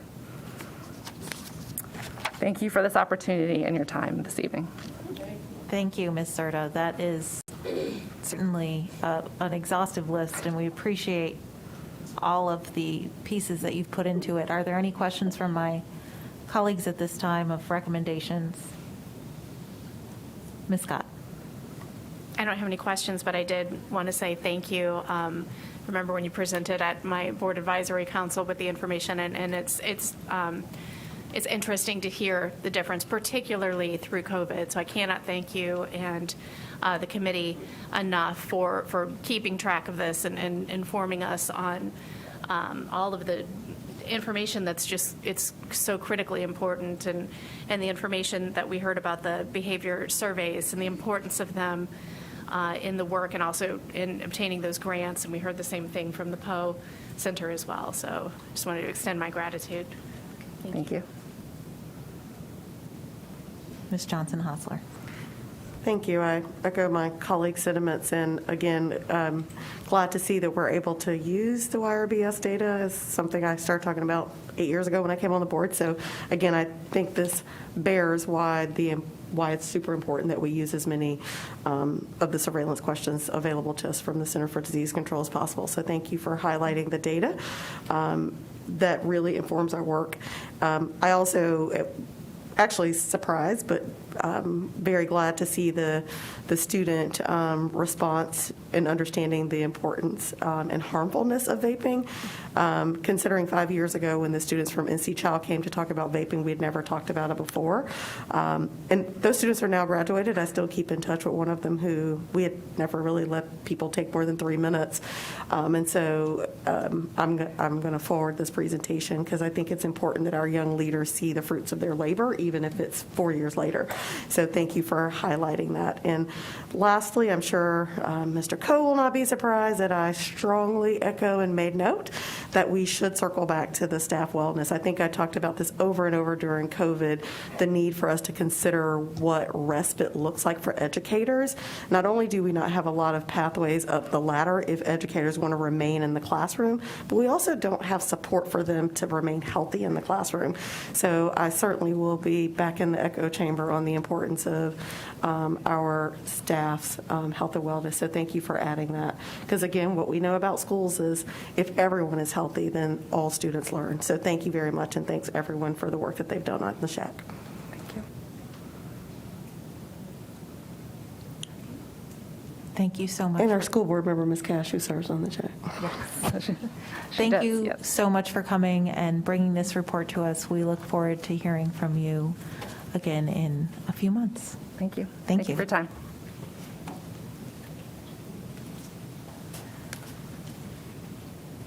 At this time, we'll be moving on to public comment. Properly worn face coverings are required for those attending Board of Education meetings. A face covering must be secured to the head with ties, straps, or loops over the ears and fit snugly against the side of a person's face.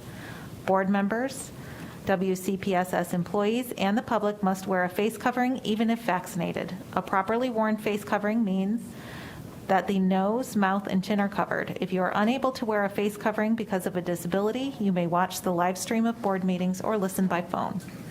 If you're unable to wear a face covering, you will be asked to wait outside the building until you are contacted prior to your speaking time. After you are contacted, you will be allowed to enter the meeting room and to give public comment. You will be asked to leave if you do not properly wear a face covering during the meeting. Public comment is accepted in writing, via video, or in person during regular meetings of the full board. During the public comment section, you may speak for up to 3 minutes. You will see a yellow light at the podium when you have 30 seconds remaining, then a red light when your time is up.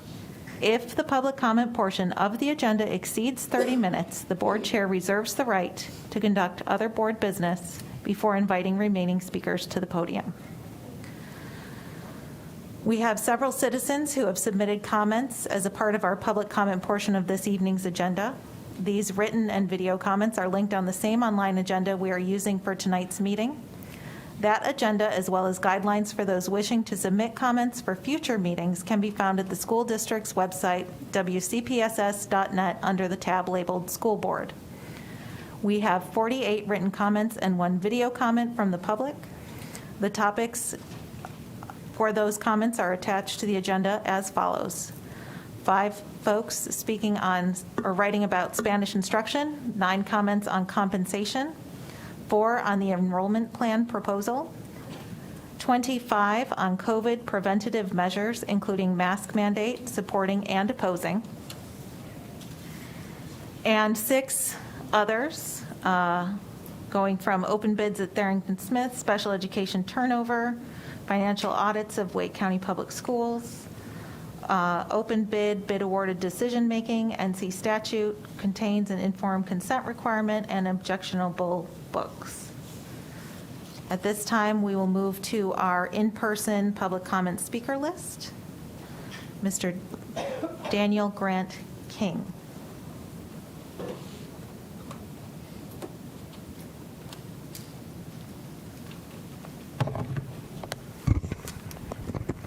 Good evening, Chair Mahaffey and Superintendent Moore and board members. Good evening, everyone. I am Mr. Grant King. Currently, I serve as the chair with the State Board of Education Subcommittee regarding our educators and our instructional assistants.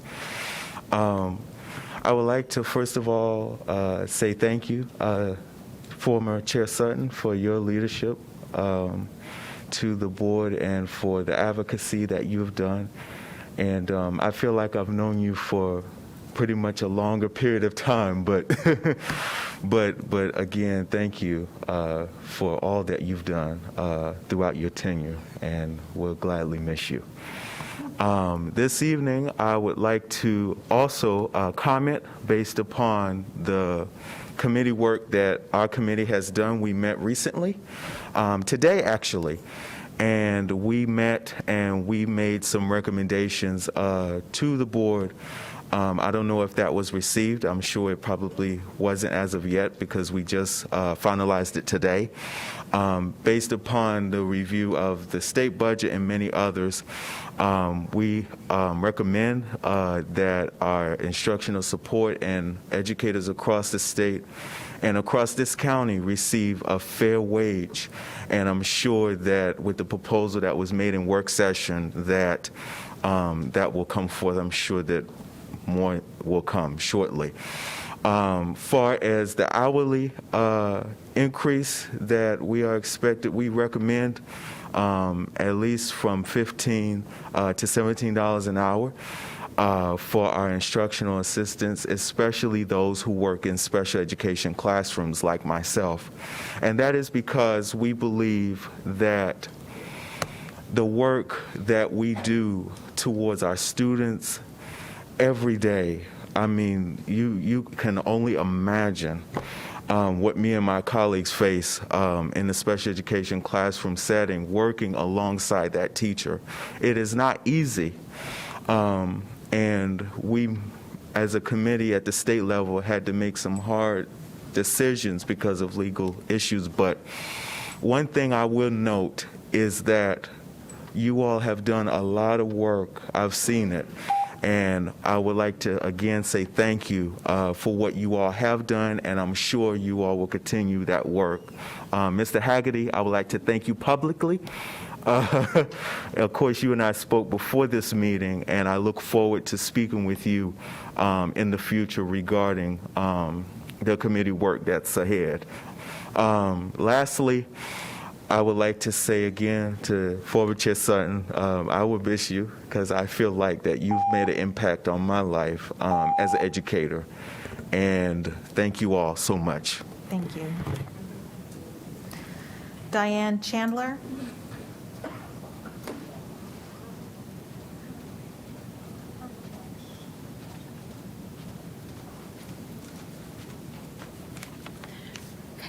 Before I begin, I'm just going to say I have a speech impediment, so I try to keep it under 3 minutes, but I also want to talk slowly so you can understand. So if I go a little bit over, maybe give me a little grace. Thank you, Ms. Chandler. My name is Diane Chandler. I am the parent of 2 elementary students. Thank you for the opportunity to speak to you. I'm not a fan of public speaking, but I have attended the majority of the meetings this year to show my support for those who have spoken and to show you. The first meeting I attended, I was allowed to sit in this room, and you could visibly see my support. But then our number grew larger, and you started limiting the number of people who could speak and the number of people who you could visibly see in this room. School board meetings are supposed to be public. There are 2 reasons for this: transparency of discussion and votes, but also that you can hear what matters to us. limiting attendance as speakers goes against us. Allowing public written comments is not the same. We all know too well how easily you can ignore written comments and emails. It's a lot harder to ignore a mass of people standing in front of you and speaking to you. In the beginning of the year, our numbers were in the hundreds, but you kept us outside where you couldn't see us. I don't blame the people who have stopped coming because I don't think you're listening. Today, I'm here to request that you end the mask mandate in our schools. I'm sure you're tired of hearing us talk about this. We're tired of having to say it. Your time is up. There are no more excuses for why a mask mandate is needed. The majority of our children were never at severe risk from COVID. First, the excuse was that the teachers needed protection from the kids. Teachers can now be vaccinated if they want to. The next argument was that children themselves couldn't be vaccinated. Now, those parents who want to have their children vaccinated can do so. There are no more excuses. Dr. Martin is never going to be happy until we have 0 cases of COVID. But that's just not going to happen. It is time for the mandate to end. Parents can now be in control and use all the available preventative measures that they want to keep their children safe. Masking and COVID protocols are hurting our kids. My children have told me that they have often had difficulty breathing. My son has described sneaking under the table to take quick breaks to breathe. In PE, he had several occasions when he had trouble breathing. I encouraged him to ask if he could take a break from the activity. His requests for breaks have been denied or ignored at a time where physical activity is more than needed. My son is above grade level in math, but single subject acceleration is not available this year, probably to minimize movement between classes. So my son is left not being academically challenged at all. For the same safety reason, my kids had the same special for a full week, which means it is 5 or so weeks before they have the same special again. These things are detrimental to my kids' education, not to mention the healthy students who are missing days of school waiting for a COVID test due to exposure or a slight cough, runny nose, or headache. It is time to stop the masking. It's time to stop quarantining the healthy. It is time to stop teaching our children to fear others. Thank you.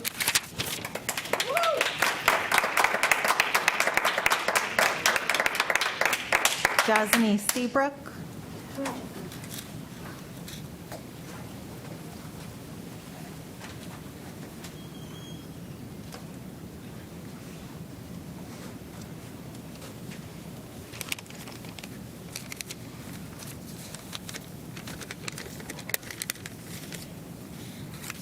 Good evening, Superintendent Moore, Chairman, Superintendent, and board members.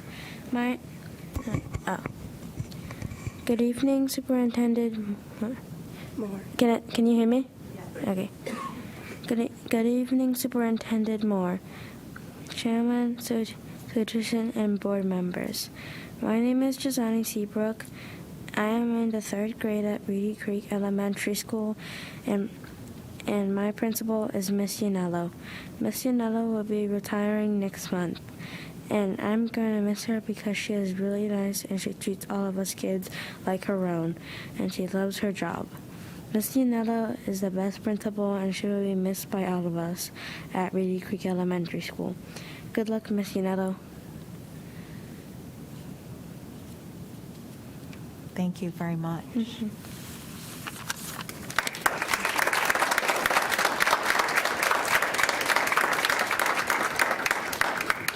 Anna Stratus.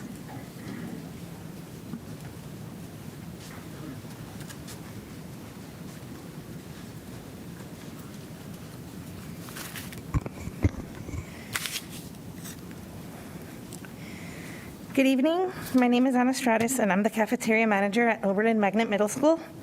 I'm here again tonight, not just for CNS employees, but also from employees from different departments across the school district.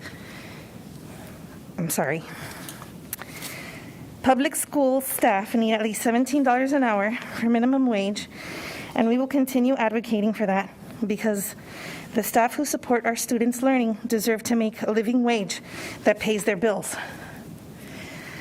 If steps are not restructured, how is it fair for the employee who has been loyal for 10 years to be making the same amount of money that someone just coming in the system will make? Personally speaking, I will only be making 37 cents more an hour as a manager than a cashier. I wear multiple hats in the kitchen. I keep it running, input food orders, come in on weekends and holidays to check freezers and coolers. I hold the responsibility of getting our kids fed. I don't just show up to work, I make it happen. I'm not the only manager that will be stepping down to a cashier and handing in her keys if this step compression isn't addressed. 37 cents more than base pay isn't worth the hassle and is definitely not an option for me. This is why I urge you to approve this proposal. While it was nice to get the bonus, we know that this is no substitute for getting a decent raise to reflect a living wage. This bonus is not a permanent solution, and I worry that it might not be enough to retain all employees. Although there are many ways to motivate and retain employees, raises help boost employee morale and ensure that long-term employees are rewarded more than new ones. How are these bonuses going to help us in the long run when bonuses are not counted towards our retirement benefits? These bonuses are appreciated, but they also aren't as helpful as the stability of a significant raise can provide. So what is it that you, as our elected board members, are doing in order to help us fight Get a Living Wage? We as employees, as parents of Wake County Public School System students, and most importantly, our students, deserve fully staffed schools. The ball is in your court to make that happen. Thank you very much.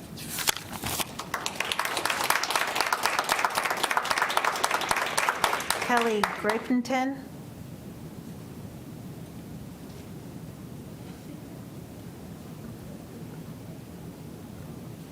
Kelly Grapenton. Lana Witt.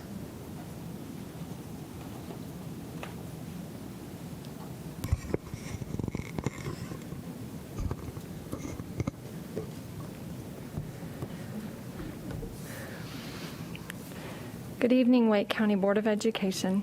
The past few times I've spoken, I've asked you your greatest fear. Last meeting, the new vice chair accused parents of using national talking points. I assure you, no one assists with talking points for these meetings, which so many of us have faithfully attended since meetings opened to the public again in late April. Every talking point comes straight from interactions and stories of families and members of the community who've elected you to serve and represent them. Last week at the school reassignment meeting, a few board members left their chair at the round table to come out among parents to hear our concerns. Many of us have asked for that same compassion and interest regarding our concerns for months. The deep desire to be seen, heard, and action taken on our behalf is common to every human. Tonight, I'd like to focus on the parents and students of Wake County Public School District.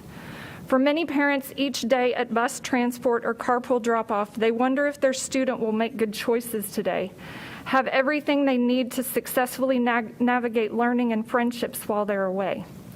They wonder if educators will remain supportive and unbiased, create an environment for their student to freely thrive. Most parents wonder if peers will be disruptive, bully, shame, or harm their students' love for learning before their student returns home. For many students, there's a mixture of routine, anticipation, and concern as they arrive at school. They often wonder if they'll be singled out in front of others for things they can control or things they can't control. They wonder if the friends they began the day with will still be their friend in various situations throughout the day, all the way to its end. This morning, our NCGA legislators heard testimony from Secretary Cohen regarding the handling of COVID. When asked if ABC Science Collaborative and NCDHHS Strong Schools Toolkit hold statutory authority, is a regulation, or simply a suggestion, Secretary Cohen emphasized that it is strong guidance. Chair Emeritus, you mentioned that Wake County's public school system is a world-class school system, yet we remain low in academic excellence in reading, writing, math, and science outcomes. Union County remains the highest-ranking academic school district in our state and a county which seeks to limit the business of COVID in their school buildings. For 18 months, our Wake County public school community has navigated with patience the limited transparency of this policymaking board regarding an exit strategy from the business of COVID. My question remains, what scares you? Are schools the places we want medical procedures and medical devices? Is that the experience you want for future generations? Thank you, Ms. Switt.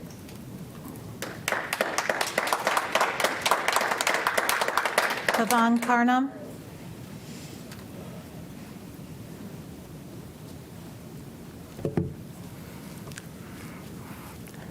Good evening, everyone, board members. My name is Pavan.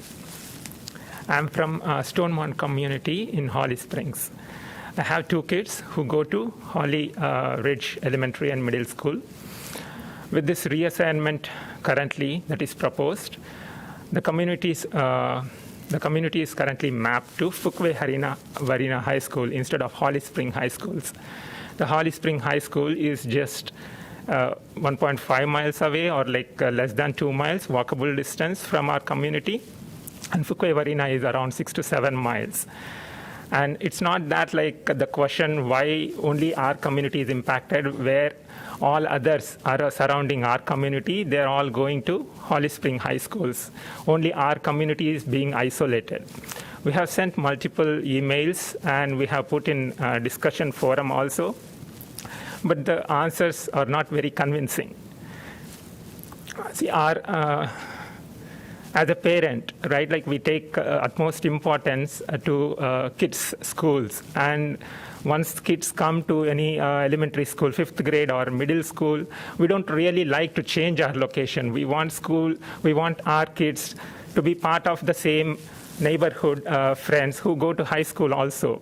Now, with all the students going to middle school, most of them, 95 or 100% of them, they go to high school of Holly Spring High School. And our community kids alone are being isolated and they're being sent to Fuquay Varina High School. It's not fair for the kids to go to the new high school where they don't have friends, and we don't want to impact their mental health. The question is being asked, okay, why only our community is being impacted? It's not that like we want other communities also to impact. We don't want them to go through the pain as we are going through. But at the same time, we don't want our community to be impacted. We want our kids to be included as part of the larger community. We want our kids to go to Holly Spring High School instead of Fuquay Varina High School. Please reevaluate the proposal. Please see why we are actually doing specifically for our community, why our community is being isolated. Chairperson, you said a wonderful word that like you put your hearts out and students first. Please make this happen for our community here. Thank you. Tracy Taylor. Tracy Taylor.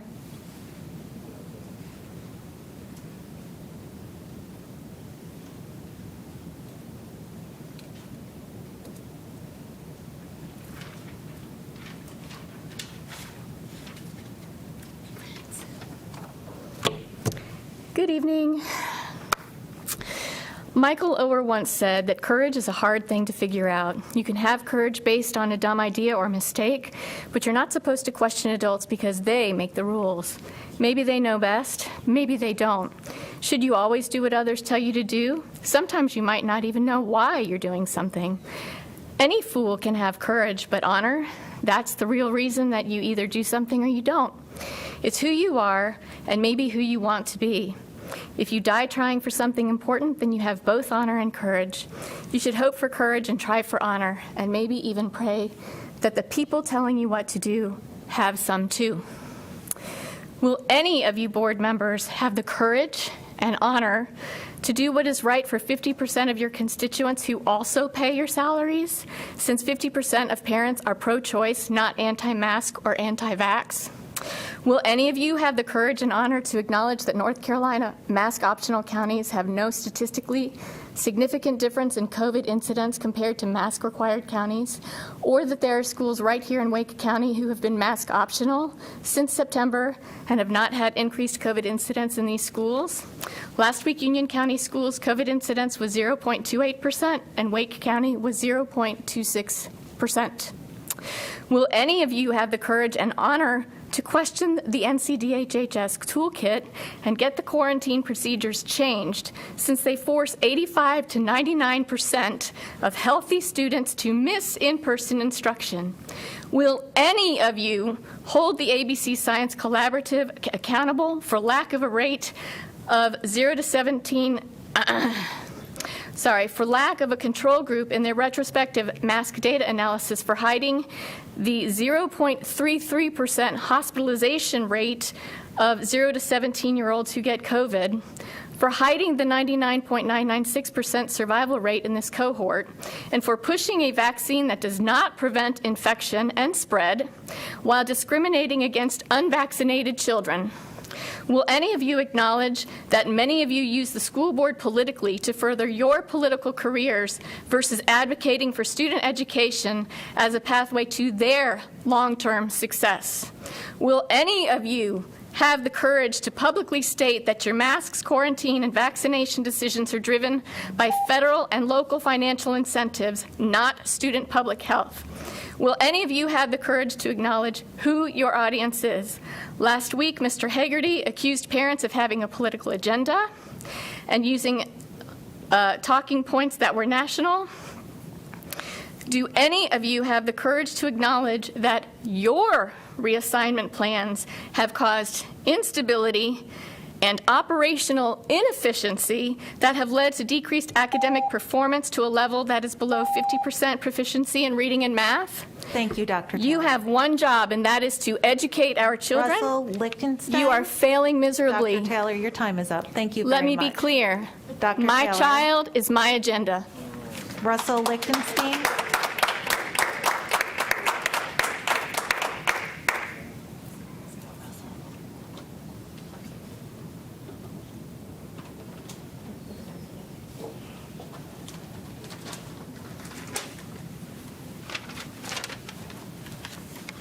Good evening. Today, Mandy Cohen preached over and over again that vaccines for our children, specifically 5 to 11-year-olds. I cannot for the life of me wrap my head around this. There is something very sinister about her solution.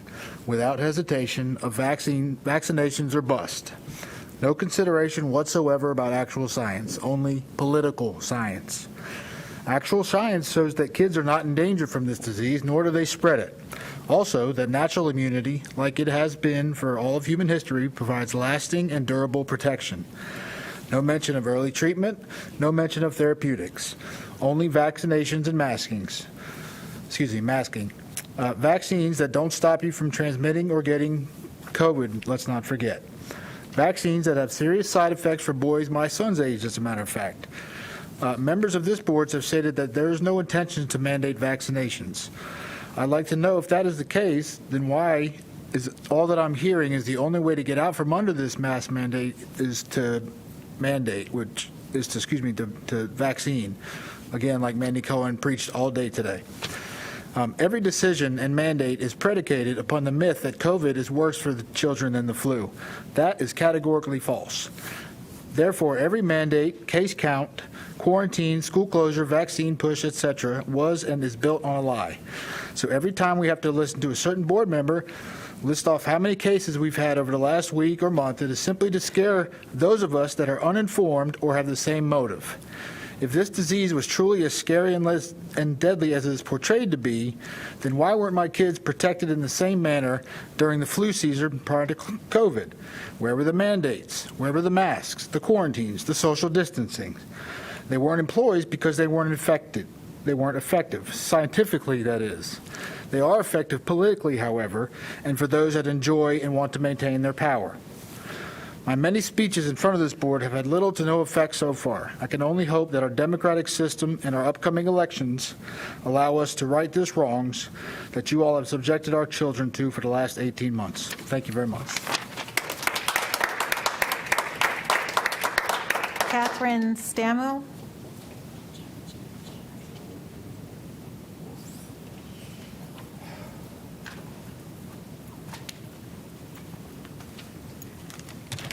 Good evening. Thanks for the opportunity to speak. I come to you with grave concern over the surveys that are being given. I'm referencing the BISMA 2. They're being given in Wake County. They are done in coinciding with panorama surveys, which I'm sure you understand.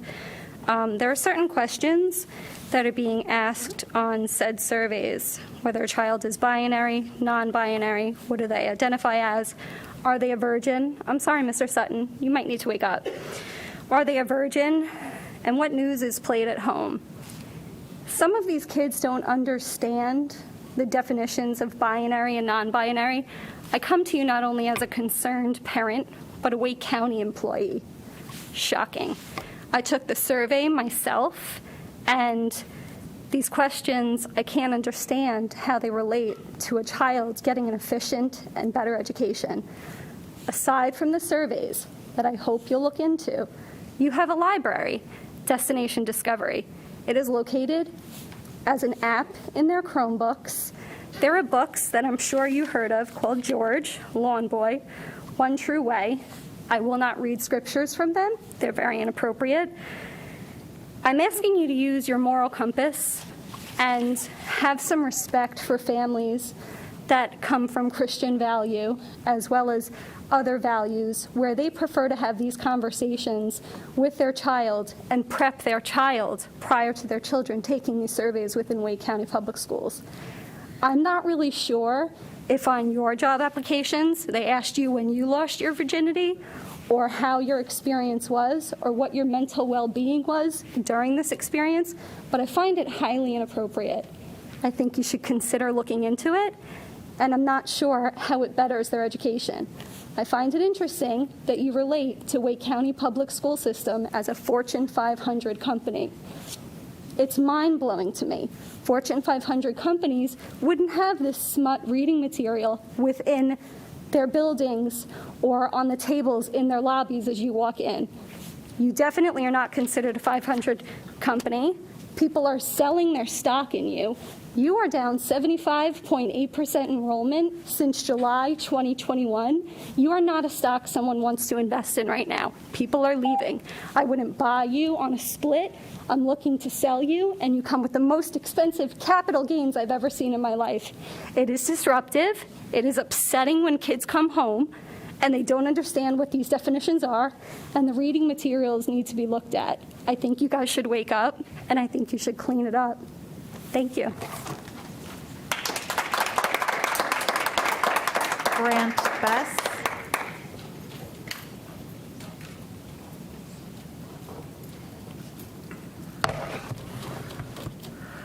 Board members, I'm Grant Bess, one of your teachers, and I'm here again to really emphasize how much I care.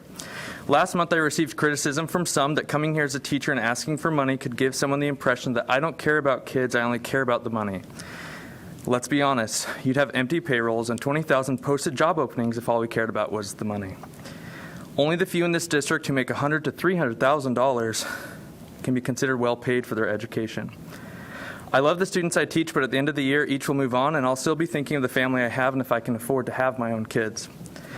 As a BT, I recently sat through a training by great people who produced by Wake County's use a Wake County slideshow that told us that it's a myth that most people leave their profession for other jobs because of pay. But it's really all about appreciation.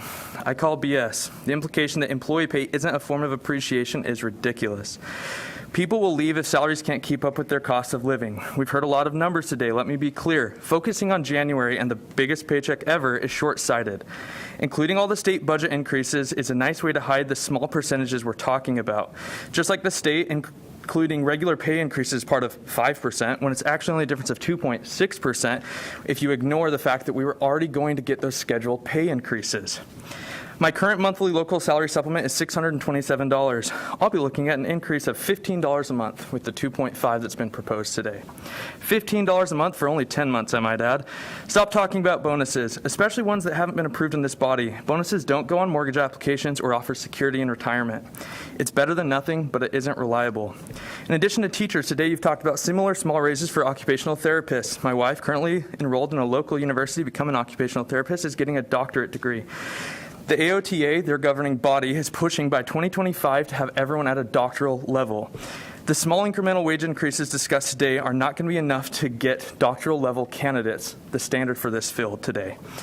I'm teaching 7th graders about working conditions as part of the district mandated curriculum. Two of the main tenets of that curriculum are compensation and hours. I'm personally working 10 to 20 hours a week outside of school hours. With 60 students, every 1 minute I spend on a student's paper, test, or assignment just added at least 1 hour to my work week. That doesn't include planning or meetings. To quote Liddy, the book we're studying now, we're worn out. We're all worn out. And another quote, our real wages have gone down more often than they've gone up. That's what I'm teaching students today. If today's proposal is all we do, you're barely approaching inflation. Let's hope the superintendent's plan can bring something that makes a difference. Earlier, you saw a presentation on population increases in relation to district alignment. Those same population increases make it impossible to afford housing. You surely can't work and live in Cary unless you're a veteran teacher. That's just a fact. We need to be talking more about percentages relative to current local supplements, but percentages of state base pay. Real percentages, not percentages of $627, percentages of $35,000.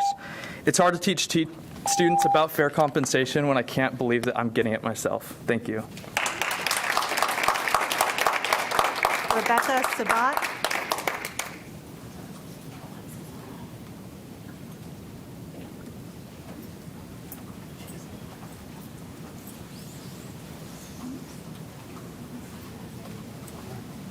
Rebecca Sabat.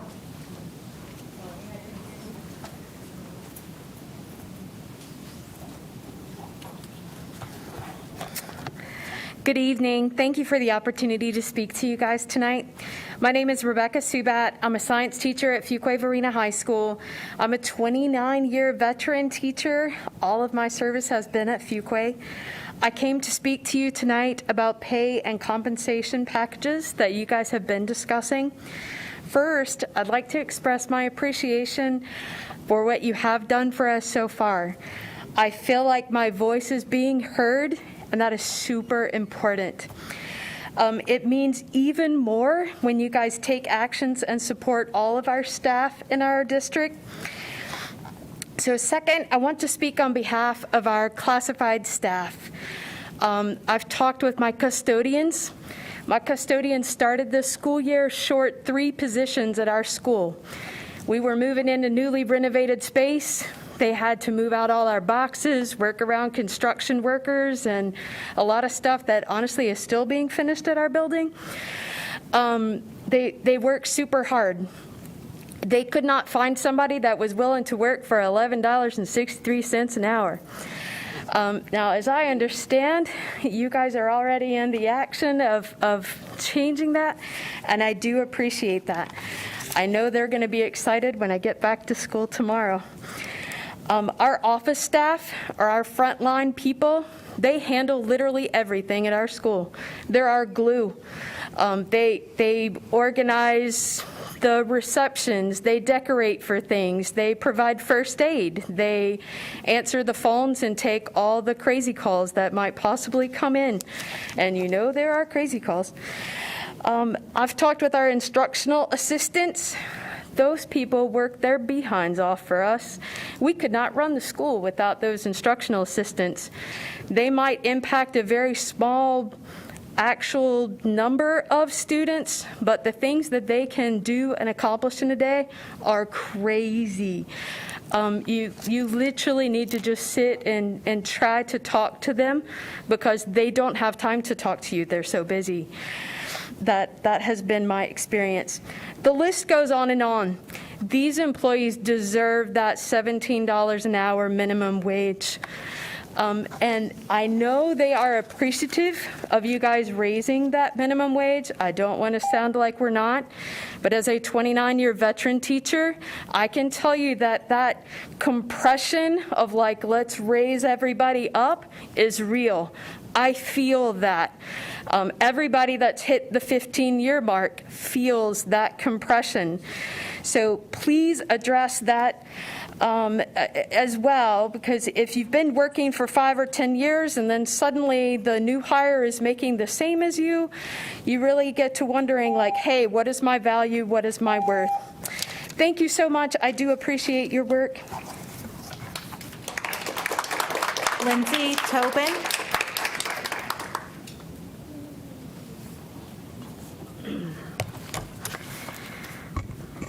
Hello. When I was chosen to speak tonight, honestly, I was a little tired. I've spoken here a few times and didn't know what I could say that would be new. Since coming to the meetings in late summer, I've realized all the problems going on in the school system and thought that I should address some of them. But as I thought, I remember what brought me to these meetings in the first place has not been fixed. While others and myself have addressed the concerns, you aren't hearing us, and I cannot stop fighting these aggressive COVID protocols put on my child until it is fixed. While we are tired, I know this is the exact time that we'll be pushing harder. My 5-year-old spends 5 days a week, 7 hours a day in a mask, and that is tragic. I bet no adult in this room does that. I don't. Even those who have to wear a mask all day at work. Even those who have to wear a mask all day at work, and I'm saying this for you guys too, you're able to pull them down, go take a break. You know how to manage it. A 5-year-old does not have to do that. Our poor kids are told that they have to keep their mask up, and this is the rule. And they don't want to break the rules. So they don't pull them down. They can't take the breaks like adults do. Imagine little kids are getting in trouble because they want to breathe better.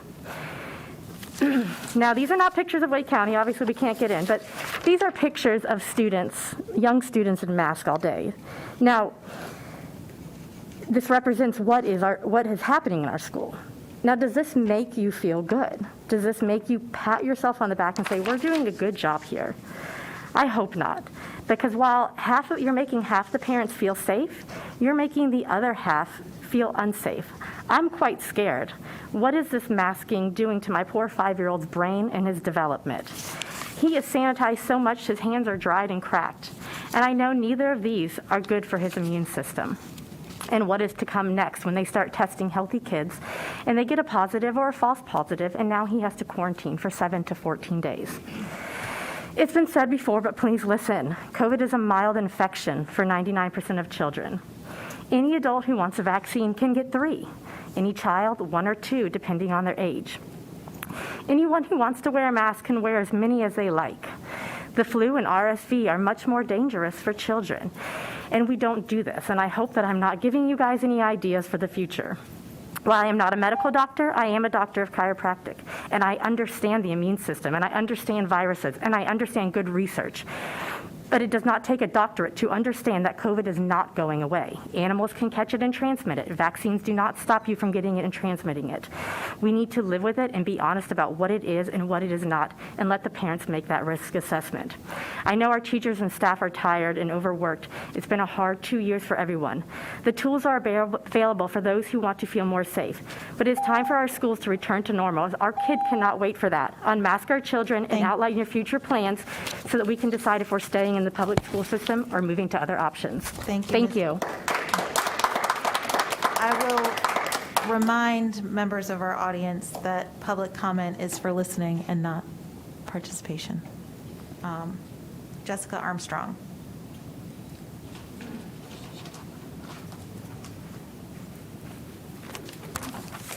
Good evening. My name is Jessica Armstrong. I'm an elementary school teacher and have worked in public schools for 17 years, 10 of those with Wake County Public Schools. I am a parent of a first grader in the Wake County Public School System and a proud NCAE member. I am here to call on the board to act now, to support our students now. Our students are suffering and they cannot wait. I am asking you to increase the minimum wage for employees to $17 an hour, a 6% raise for certified staff, and honor staff labor with extra compensation for extra duties. Currently, Wake County's public school vacancies are astronomical because pay is so low. When more and more positions go unfilled, when a different person is teaching a class every day, who suffers? The students. When phenomenal teachers and instructional assistants leave to work at higher paying jobs without their expertise, who suffers? The students. When 3 instructional assistants are spread across 6 kindergarten classrooms, who suffers? The students. Many of our Wake County Public School employees work additional jobs just to make ends meet. When our staff is exhausted, who suffers? The students. When teachers' planning time is taken away to cover classes, who suffers? The students. When central office staff has to help cover vacancies at schools, which we appreciate, thank you. When instructional assistants are pulled to sub for a class, when administrators are covering lunches, when the secretary is taking temperatures, when the ELL teacher is outside waiting for late buses to arrive, when bus drivers don't even have time to use the restroom in between routes, when our buildings aren't clean due to staff shortages, who suffers? The students. You, our board, have the opportunity to end this suffering. Unless you act, our students will continue to suffer. I am here to call on the board to act now and to support our students now. I am asking you to increase the minimum wage to $17 an hour, a 6% raise for all certified staff, and honor staff labor with extra compensation for extra duties. Without this, more and more positions will go unfilled, and the suffering of our students will not end. Thank you. Lisa Ashworth.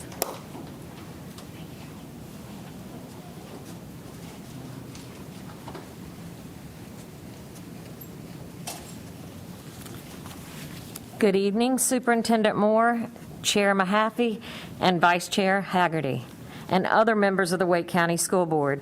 My name is Lisa Ashworth, and I am an AIG teacher at Green Magnet Elementary School. Let me begin by saying thank you for your approval of staff bonuses that began in the past week and will continue through November of 2022. I also want to thank you for your vote to increase substitute teacher pay. I believe that will result in hiring and retaining more quality substitute teachers in our district. I have already personally noticed the more substitutes showing up in our building, and I am subbing less. I spoke to you last month regarding the difficult working conditions in our schools due to the number of vacancies in our school system from teachers, bus drivers, cafeteria workers, office staff, instructional assistants, and many other positions. While you also raised non-classified staff's hourly wage to $13 an hour and added a 1% increase to the classified staff's supplement pay, this is only a slight increase to what needs to be done to hire and retain quality staff in our district. $13 an hour is definitely not a living wage in Wake County, and a 1% supplement increase will equate to no more than $10 extra pay in a month for certified staff. Currently, my workplace, Green Elementary School, has 1 vacancy for a kindergarten teacher, which has been posted since last June, and 3 instructional assistant positions. As of today, I noticed the district has over 300 instructional assistant position vacancies. Let's be honest, an instructional assistant can now make more money becoming a substitute teacher. Why would anyone want to fill one of those 300 instructional assistant positions when they can substitute and make more money? A living wage in Wake County has been published as $17 an hour, and Wake County Schools currently pays $13 an hour to work as an instructional assistant, cafeteria worker, custodian, and other non-classified positions. I'm sure you will agree with me that these positions are essential and critical to the learning and health and safety of our children. Currently, Costco now pays $17 an hour, and Walmart pays between $16 and $20 an hour. While more money and a bonus is certainly a helpful start to help with living expenses, we need permanent raises and compensation for extra work more than one-time bonuses. Bonuses will not attract new employees to come to our district and stay for the long term. Our children cannot wait, and the power is in your hands. As my coworkers and colleagues have said, we need a 6% increase to the local supplement for all certified staff. I'll raise the non-certified staff salary to $17 an hour and extra compensation for extra duties for all staff. Thank you for what you all do, and I appreciate your time. Jessica Lewis.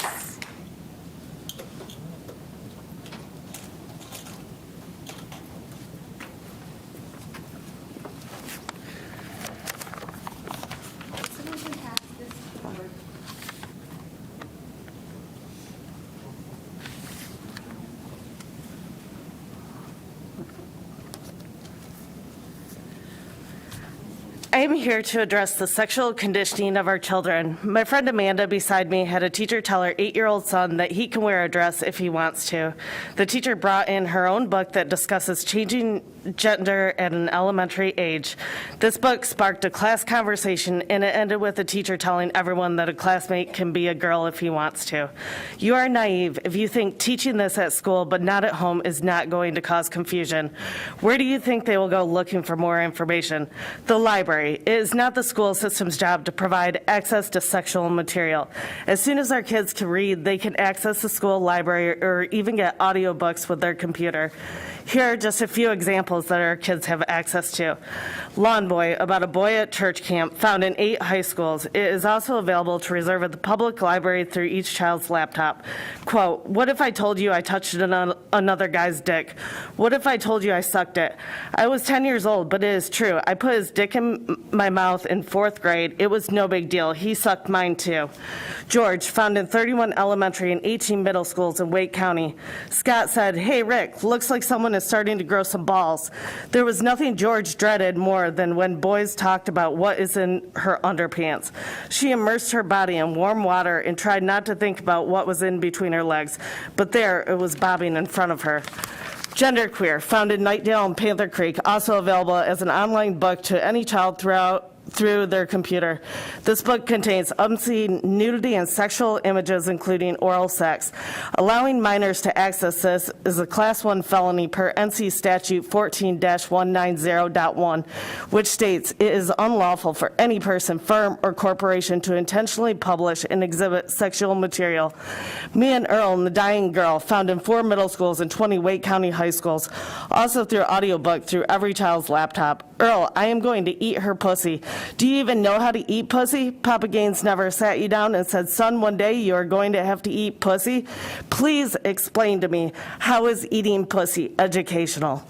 Why do our kids have access to this obscenity in our libraries? Who is going to be held accountable for this? Let me be clear, this is not about identifying genders. This is about no matter what gender you are, these books have no business being in our libraries. Accusing us of making this about gender issues only solidifies your guilt and inability to perform your job. You have intentionally incurred irreparable damage by stripping parental rights, forcing mass isolation and healthy children to be quarantined when you have absolutely no right to do so. Now add to the list failing test scores and sexual grooming. Many parents in this room and watching online want answers now. We are parents, not terrorists, that will be heard. These are not your kids. They belong to us. We will never back down, ever. Board of Education, we the parents ask you to resign your positions.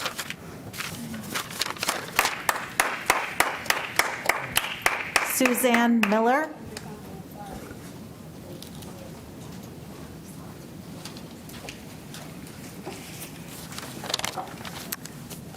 Superintendent Moore, Chair Mahaffey, and the board, thank you for your work. for your hard work and your dedication to all of our children of Wake County. As a parent of 2 elementary school children, a first grader and a fourth grader, I'm also the vice president of advocacy on my school's PTA, and I'm a pastor in the community. I believe it is very important that we love our neighbors and show care to everyone. There are many ways that we can do these things, but I'm here tonight to speak towards 4 important things that we need. 1, we need to continue the mask mandates to keep our children and staff safe. We need to, 2, to increase our minimum wage to $17 an hour or a 20% raise for all classified staff, whichever is greater. We need a 6% increase to the local supplement for our certified staff. And we need compensation, extra compensation for extra duties that the staff perform. In order to keep our students and our staff safe and present in school, we must have the mask mandates continue. With the Omicron variant headed our way and winter's cold and flu season upon us, we cannot let our guard down now. Please continue them as a minimum level of safety. Our classified staff are crucial to the operation and safety of our children. They deserve a living wage and the ability to live here in this community where they work. Our certified staff are exhausted. All of our staff are exhausted, and they are fed up. They're fed up with the way that they're being treated. I'm fed up with the way that they're being treated too. I spoke with a teacher friend today who said, those of us with over 15 years of experience feel like we have had the bait and switch with salary. Now we are stuck, undervalued, beaten, hopeless. She also went on to say, we are too exhausted to stand outside today and rally, but we are there in spirit. So I'm standing here instead, asking for you to do everything you can to support these staff who are giving our children everything they have every day. Lastly, if staff are pulled from their job to do someone else's duties that are added beyond their initial contract, they should be paid for it, plain and simple. We must care for these adults in our building so that they have the strength and ability to show loving kindness to our children day in and day out. We realize the pay issues that sit at the feet of the North Carolina General Assembly. It's their fault that we're in this mess, their lack of action. The Leandro plan will help if we can get it passed and funded. We're working on that. But until then, we need you to continue to fill in the gap for our children and our schools. Thank you very much.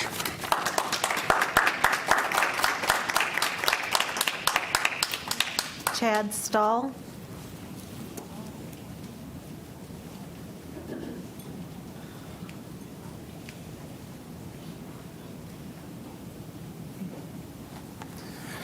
Wow. Hey, again, hi. Congratulations. True story. Yesterday when we were all at the commissioner's office together and you were huddled with the NCAE folks, I started a bet of who would take the chair, and I won. So thank you very much.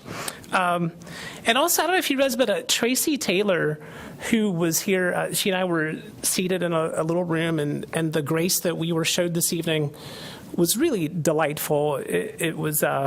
felt like I was at a commissioner's meeting or the North Carolina General Assembly, which is where I was this morning. Sat closer to Mandy Cohen than I am to you now, and there was not one single person running around yelling, put a mask on, or go sit in a corner, or go hide in a little room. It's crazy, right? 4 feet away from Mandy Cohen, and not one single masked policeman in the General Assembly. So... The logic, the things. So anyway, so Tracy, we're in that little room, and I don't know if you realize that, but she was a contributor to the SHAC presentation. Her name was on the slides, and she just got ran out of here like a prisoner. Like she was breaking the law because she wants her voice heard and wants to advocate for her child and other children. So it just completely flipped my mind. I had an idea of what I was going to talk about, and we were sitting there in the room, and I know she got a little impassioned here at the podium, but what is wrong with that? What is so wrong with a parent who wants to come up here, put themselves visible for the general public, talk about things that are against the popular topic right now and, take the rocks that are thrown at them.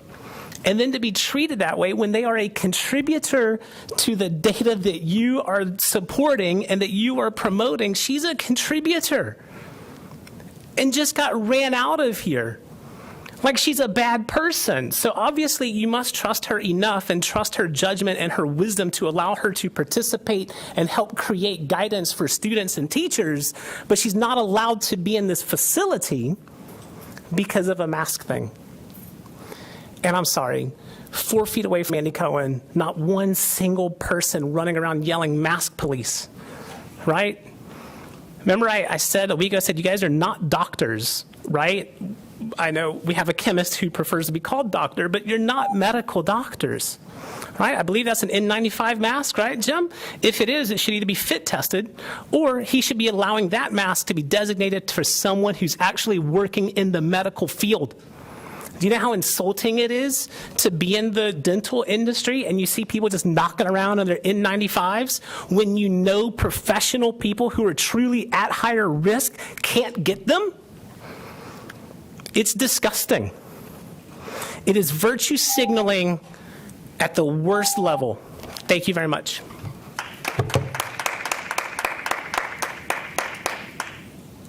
Thank you. That concludes our public comment. We will move on to our consent agenda.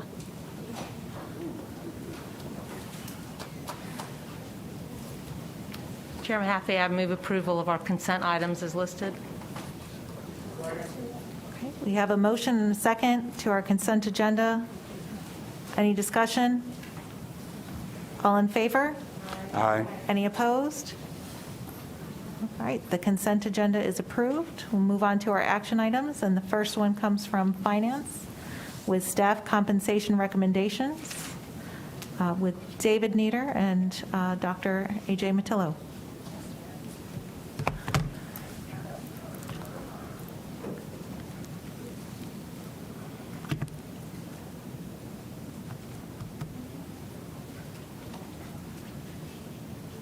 Good evening, Madam Chair, members of the board, and Superintendent Moore.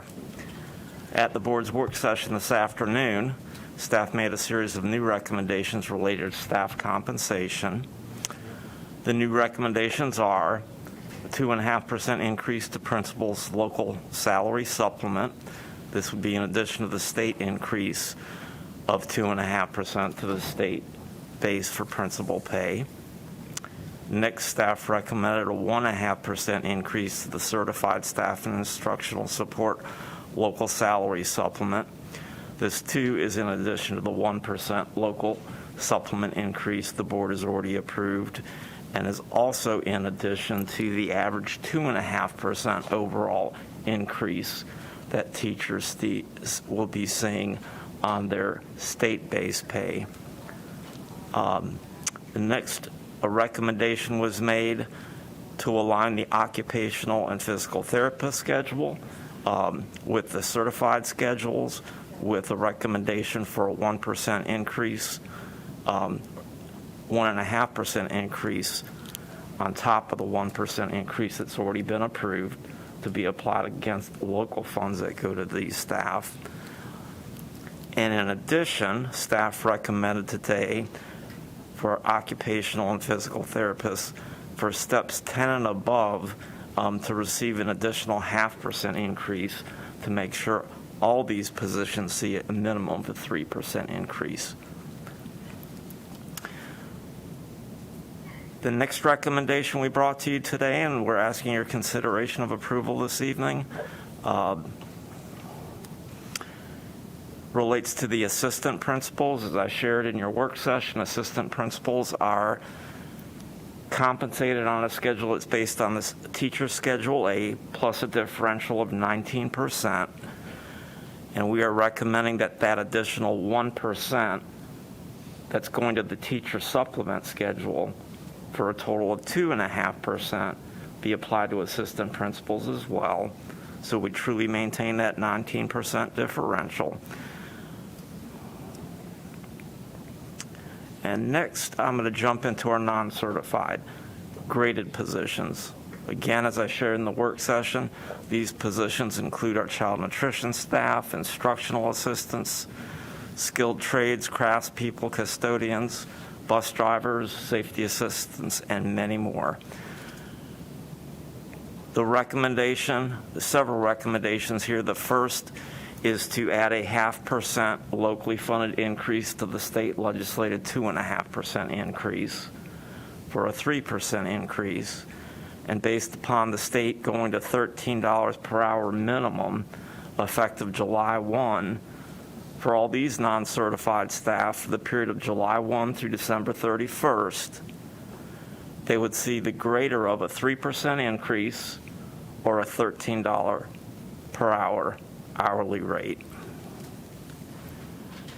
After that, we recommended, and I'm bringing to you for your consideration now, bringing these same non-certified graded positions effective January 1st, 2022, to a minimum of $15 per hour, as well as addressing compression on all of the graded non-certified schedules by using a 25-cent step differential and a 40-cent grade differential. So effectively, grade 17, the lowest grade, starts at 15, and as one goes up the steps, they increase 25 cents per step. And then as they go out from grade 17 to 18, they're differentials, and then as you go down. So compression is completely addressed through the entire non-certified graded positions. It's not as much compression addressing as we would like. We'd like to see even more differentiation. And as I shared in the work session, we're on the cusp of another budget cycle, and I think there's a good chance in the next proposed budget, as we seek additional local funding that may be available to apply against this schedule, we will seek that additional separation.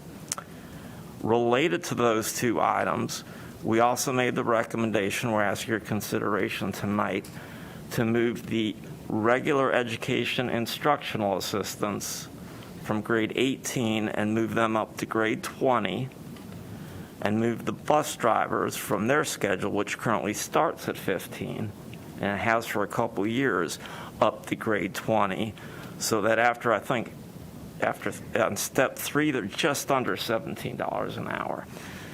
And also the request to move special education instructional assistants and bus driver team leads to grade 21, one grade above. That's our first foray into showing differentiation between the regular ed instructional assistants and the special ed. And again, it's not as much differentiation as we would like, but it's what we can afford based upon our funding that is available for the purpose of paying base compensation. And again, I think you'll hear back from us in the next budget cycle about that. The second to last set of recommendations that we brought to you apply to the other non-certified schedules, including the administrator bands, our administrators, senior administrators, directors, senior directors, their counterparts on the technology services bands, and SLT. We are recommending there that same 0.5% increase beyond the state legislated 2.5%, so that all these individuals would see a 3% increase, just as the other non-certified staff. And then in addition, because these bands, the bands follow the graded positions, we already have compression between the graded positions and the bands in SLT. The significant movement to the $15 an hour, and again, while it's not what we ultimately want it to be, as we've heard a lot of public speakers tonight say, we'd like to get closer to 17 or even higher as the minimum. But we're recommending another 2% increase, but not effective till January, as this $15 an hour minimum is not effective till January, to these banded positions to keep the compression from getting worse, just as we've addressed the compression throughout the graded positions. Finally, the last recommendation we're asking your consideration of approval tonight is revisiting the non-certified substitute teacher rate. which you recently did approve increasing from $80 to $104. We're now asking your consideration of moving it from $104 to $115 per day.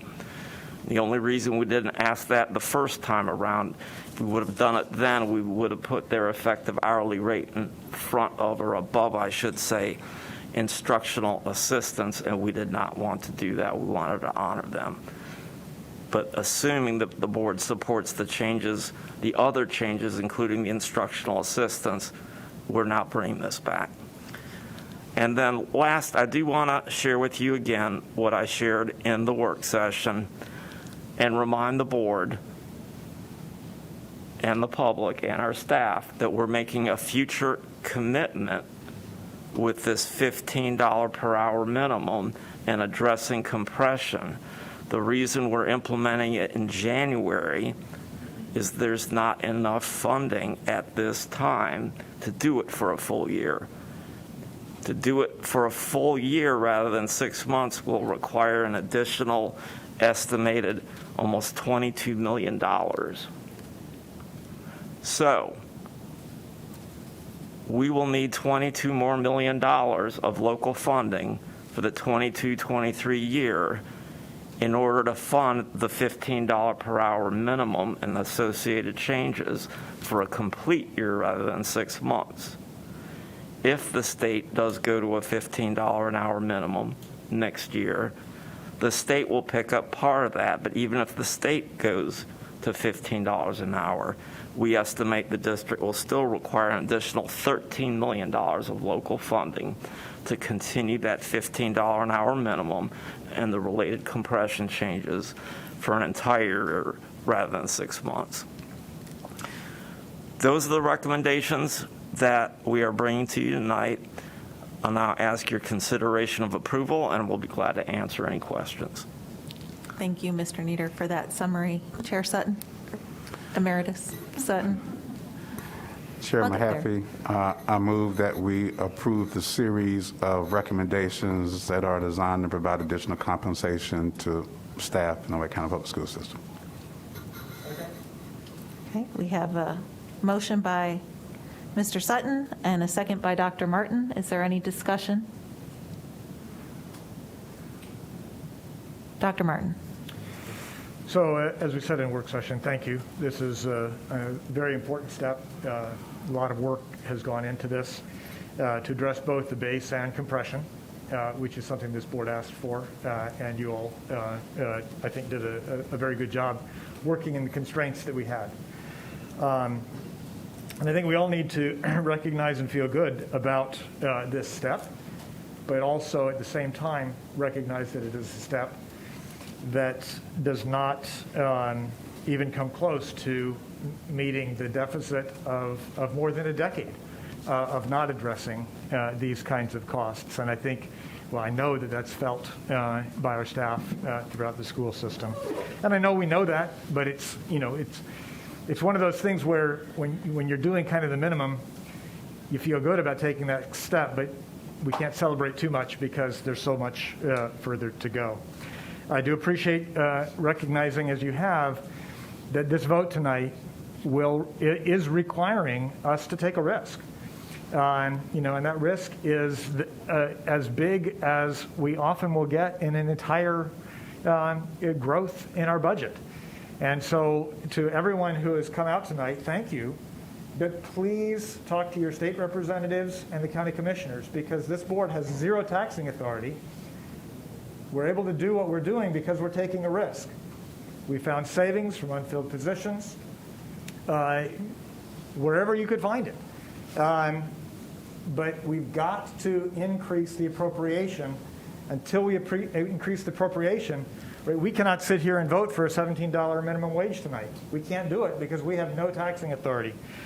I want to remind people that a mere 10 cents of property tax will still keep Wake County in the bottom quarter of property taxes in the state of North Carolina, but it would generate $150 million. That would allow us to address many of these wages that have, I mean, it should be done by the state, don't get me wrong.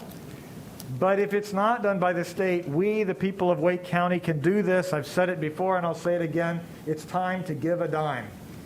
Give a dime, and that's $150 million that can support education. Finally, I want to recognize, again, this is a step in the right direction, but I've heard lots of people sort of decrying, how do we deal with the teacher shortage? How do we deal with the employee shortage in our school system? And there's one very simple question that if we answer that question, we're going to solve it. So every politician who's asking, how do we solve the teacher shortage? Every business person asking, how do we solve the teacher shortage? Every banker asking, how do we solve the teacher shortage? One simple question. What would it take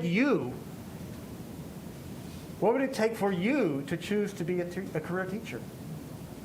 You answer that question. You make the working conditions, the salary, the respect, the benefits appropriate so that every banker, every politician says, I want to be a teacher. That's the profession I want. Create those working conditions, create those salary conditions, and we will not have a teacher shortage.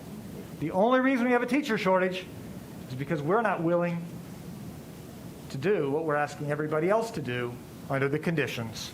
And I'm not talking about we, the board, because this board is working as hard as we can. But I'm talking about we as a society are not willing to do what we're asking every school employee to do. Answer that question, we won't have a shortage. Thank you. Thank you, Dr. Martin. Ms. Carter. Thank you. Well, I do appreciate you all bringing this forward, and I do share concerns about the certified staff, teachers in particular, and hopes that in the near future and future discussions we can look at what we can do more for them. But I will have to say I am very grateful to see the non-certified staff get the light shine appropriately. I know I've had a lot of conversations, particularly with Dr. Murtillo, and I appreciate his openness to those. I've only been on the board a little over a year now, and since our budget discussions months ago, that I've been asking for a specific plan on how to raise the non-certified pay. And I know this is important to many of my fellow board members, but I just know being an IA, special ed IA in particular, for 9 years, I understand what it's like to start out at 11-something an hour and be there and still be at 13 and seeing other jobs available in the community. But I chose to stay like many of our employees do because of the students. And yes, I would still be there today if I was allowed to do so, but that's not allowed. I was, there when March 13th hit, and we thought we were coming back. That night we thought, then the next morning it was a totally different situation. I understand what many of our, not only IAs, but CNS workers, our data managers, our teachers, all across the board stepped up and did what was needed to be done. And I'm grateful to see the pay increases for this group of vital staff. And I do encourage folks, if you're willing to take the time to go and see this posted presentation, the full 33 pages, because I would like to point out that slides 25 through, 29 actually list all the non-certified support staff. Yes, it takes that many pages, and it's small print of the graded positions that this will impact. Because there are some, I know we've had bus safety assistants here, we've had CNS workers, there are braillists, there are data analysts, there are data managers. There are so many people that impact our students day in and day out, whether it's working one-on-one with them, seeing them, encouraging them, having a relationship with them, or doing whatever the work is needed so that they can be in our schools and they can get the classes and the support that they need. So I appreciate that is also included in here, because I think, again, that goes with the respect, and that goes to valuing all of our employees, which I think is so important. And I thank you for what you have brought forth tonight. Thank you.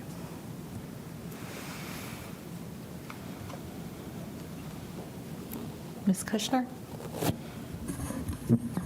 Thank you, Chair Mahaffey, and thank you, Mr. Nutter, again. And I echo my colleagues in valuing that we are shining a light on our non-certified staff, particularly the instructional assistants, because that helps our teachers in the classroom have, hopefully, attract more instructional assistants to help them and be those extra adults in the classroom that we so desperately need in this year. And I just wanted to note one point of concern, that it doesn't seem like that our bus driver salary scale, I'm glad that they're being pulled onto not being segregated and are going to be on 20 and 21, but we targeted those salaries, and I know you tried hard to get a bit more for them, but if we could continue our focus, given our shortages and the strains on our transportation, just wanted to underscore that our continued need to focus on bus drivers. Thank you. Ms. Scott. Thank you.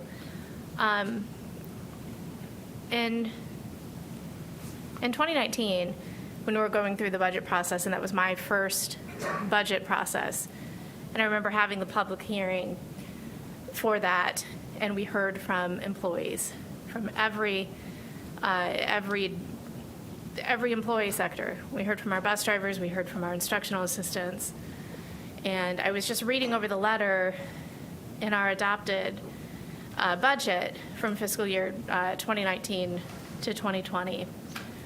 And that was when we initially introduced the 5-year plan. And the 5-year plan specifically said,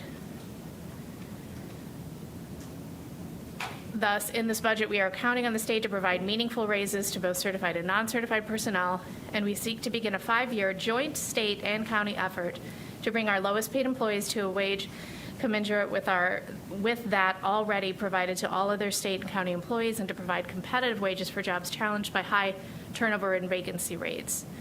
And at that time, the state had just approved $15 an hour minimum for everyone except public school employees and early college or community college employees. So I share that only to say that I appreciate the effort has been there, and we had a meaningful plan. We were hit with a pandemic, and I appreciate that you're here today saying, you know, that thing we said was going to take 5 years, like, here it is. And while this state budget falls short, I remain extremely concerned about the cuts to income taxes and that our state is doing, because it just leaves me that question mark of how are we going to pay for things like public schools. I'm extremely grateful for some of the members, especially in our Wake delegation, who had been advocating for that to be part of the state budget for several years. And that is now part of the state budget. So for next year, the state budget next year would bring up to 15. It is never really enough, but this is something, and I cannot tell you how much I appreciate the work that you've done, but how much I hope our employees know that they're valued and they are appreciated. Every single person on this board currently has or has had children in the school system, or they are graduates from the school system. They have been through it. And it's the most important work. Education is an investment in people, and I know this was a huge lift to do in such a short amount of time. So I just wanted to extend my gratitude for that and share my support for what we're doing. And I understand that, you know, this, as Dr. Martin said, this is a step. This is the first part of that. Ms. Johnson-Hostler. Thank you. Mr. Nieder and your entire team and the superintendent for your leadership. This truly has been a heavy lift, especially in such a short turnaround, given it took us all a while to realize when our second meeting in December would be. So indeed, thank you all for the lift. I also, my colleagues have said it well, and so I don't know that I can say it better, but I do want to lift up one thing. So when I met with the students today and I was telling them, they asked, of course, the regular questions: why'd you do it? What's the hardest part? And I said the hardest part is there is very few things that I've been able to do where I could see a large number of the people that we serve, that students, teachers, all of our employees, family, communities, all be happy. And at the end of the day, as a Black woman socialized in the southern part of the United States, making people happy is a part of my socialization. And so it remains difficult to be able to be put in a position where we don't have the support of every branch of our government whose responsibility it is to ensure that we adequately and fully fund our schools, which directly impacts every single person's mental health, from our children to our teachers, our families, and our communities, including those who don't have children in our district who continue to be supportive of our district. And one of the things that they said was, well, then one little girl raised her hand and said, I think you should retire. And I said, well, I'm a bit young to retire.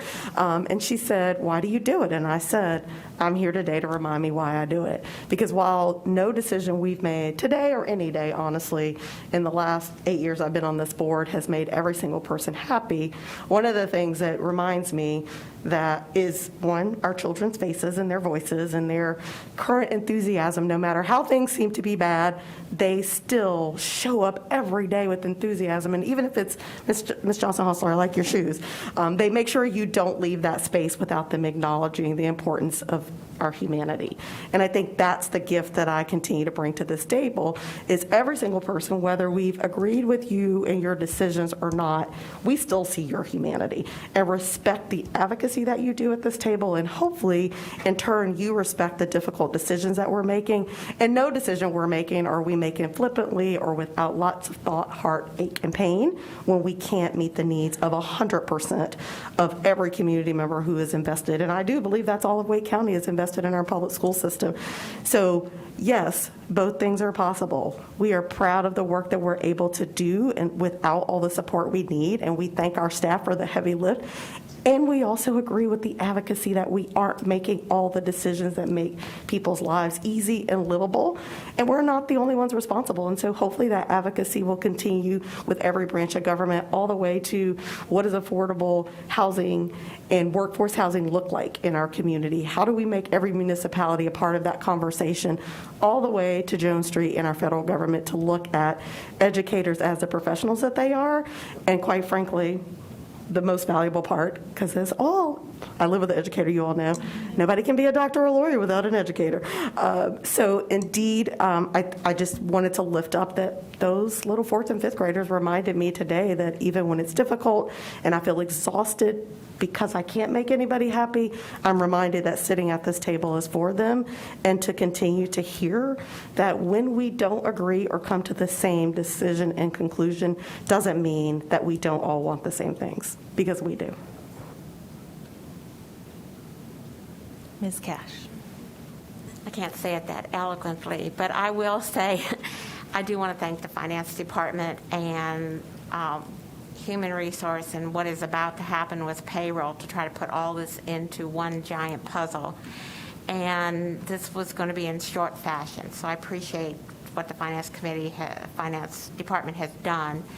And I know what Dr. Matillo is going to be facing with all the other people that I don't even know all the names, as we try to roll this out very quickly. I also want to mention that, yes, we need more from our state. I do think that we should be very happy that we have such a great relationship with our county commissioners, and that we are looking at a big ask for the future and for things down the road. And I think it's good. There was a time when our boards were not as working so well together that we all knew what public education meant to this community. So I'm glad for that. I want to be thankful for that.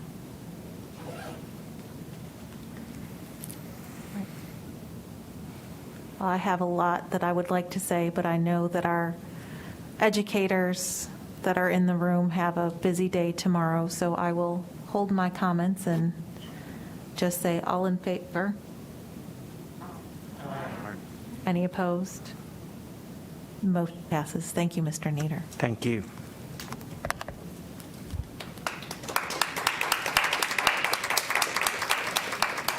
Next up, we have Mr.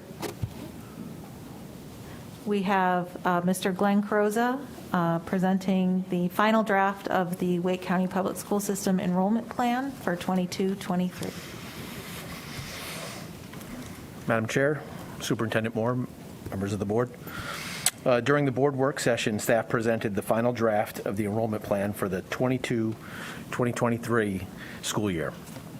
This plan focuses on opening 3 new schools, provides support to capped, overcrowded, underutilized schools, and proposes calendar application area changes for some schools. Staff is seeking your approval for the proposed plan this evening. I'm available to answer any questions you may have. Before we head to discussion, can we get a motion to approve the plan? A second? Move for approval of the 22-23 final draft of the enrollment plan. Second.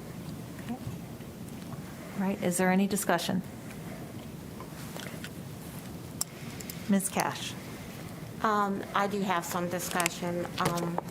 There is some of the plan that I have some concerns about, but we're going to have a lot to look forward to in the future for discussing the future of multi-track schools and single-track schools. But I am going to make a motion to amend one part of the student assignment plan tonight.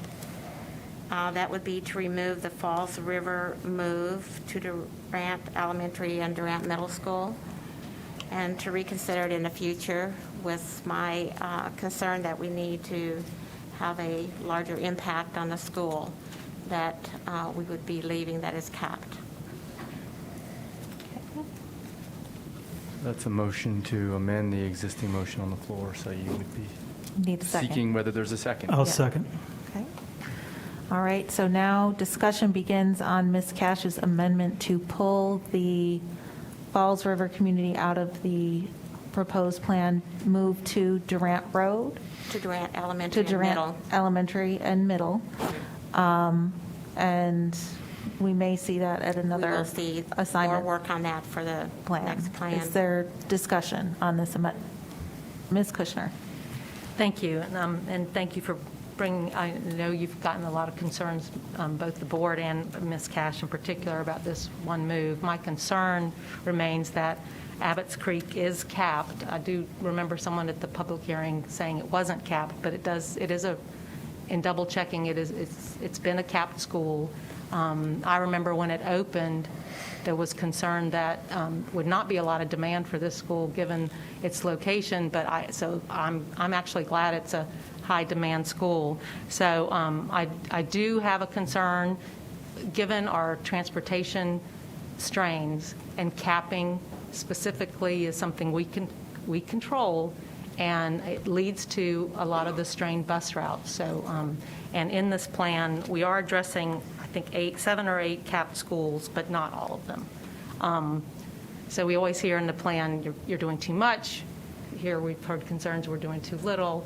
But I'm going to understand your concerns that perhaps you want to look at this again next year, and in District 3, knowing your district as well as you do, address this in the coming year in a different way. Is that what you're And Mr. asking us Crowes to and I have consider? had this conversation for probably a year and a half.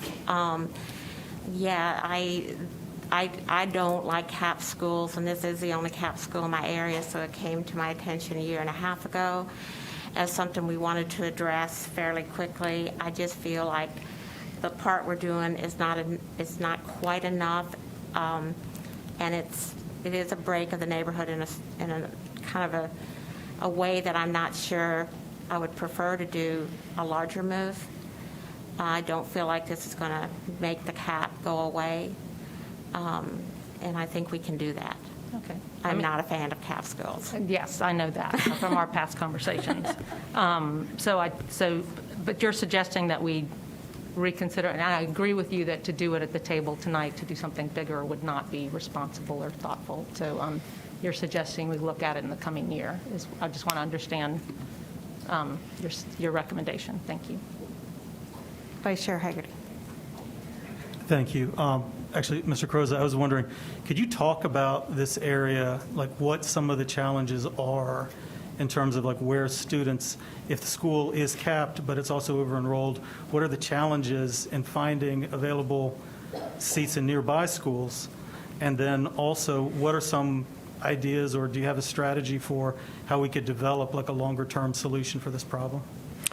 So we've looked at this particular area for quite some time. It's very difficult because it's a dense neighborhood in and around the school.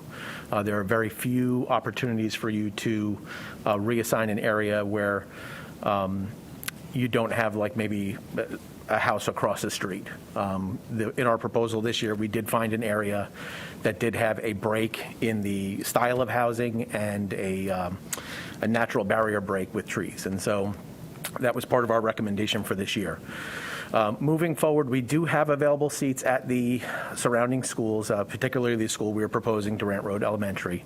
It is on the Track 4 calendar.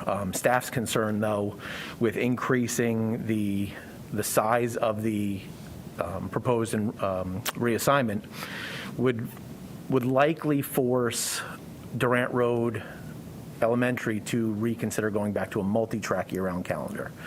Staff would need to continue to do further analysis on that to see if that's ultimately true, but that is our initial concern. Ms. Johnson-Hostler. How many students does this impact, Ms. Cash's motion? Roughly 60. Dr. Martin. Well, it's obviously not for tonight, but I guess the question that needs to be at least put on the table is, should Abbott's Creek be multi-track year-round rather than Durant? I mean, I think these are the things that need to be on the table. This is partly why we need to have good principles for why we develop, or when we use and when we don't use, the year-round calendar. But it strikes me that that's at least an option that should be on the table whenever we have a capped school. Changing calendar is more efficient than a cap. And I also understand the transportation issues, but in this case, because Durant is just right next door, transportation to Durant and capped out of Abbott's Creek is almost, it strikes me, it's got to be a non-issue because they're literally right across the street from each other. The students are capped out to Fox Road. Well, but maybe we need to cap them to Durant. We have tried to cap with calendar match, but capping is a very inefficient process, which we need to figure out ways to minimize. But when we do, we maybe can't always guarantee the same calendar. We maybe need to pay attention to where we have seats. So in this case, cap out to Durant might be a better solution. So there are things that we need to do, but whatever we do, we need to be able to remove the cap. Okay, we have a motion and a second to Ms. Cash's amendment on the table at this time. If I could, Yes. Glenn, could you just make sure that everybody's on the same page? Could you just pick the particular page and proposal that Ms. Cash is requesting that it not be included in the plan, just so that for clarity for the public, everybody else, exactly what that is, and just confirm that the plan otherwise could work without that piece. Slides 32. That's what I saw. 32 through 34. Is it 32 and 33? 32 through 35. 32 through 35. Okay, thank you very much. Yes, you have the motion and the second, and the determination now will be whether the amendment will pass. Okay, so this vote is just on Ms. Cash's amendment regarding Durant Road Elementary School and Durant Road Middle School. Will all those in favor signify by saying aye? Aye. Any opposed, nay? The amendment passes, and we are back to the original motion for adopting the enrollment plan. As amended. As amended. Is there further discussion? Vice Chair Hagerty.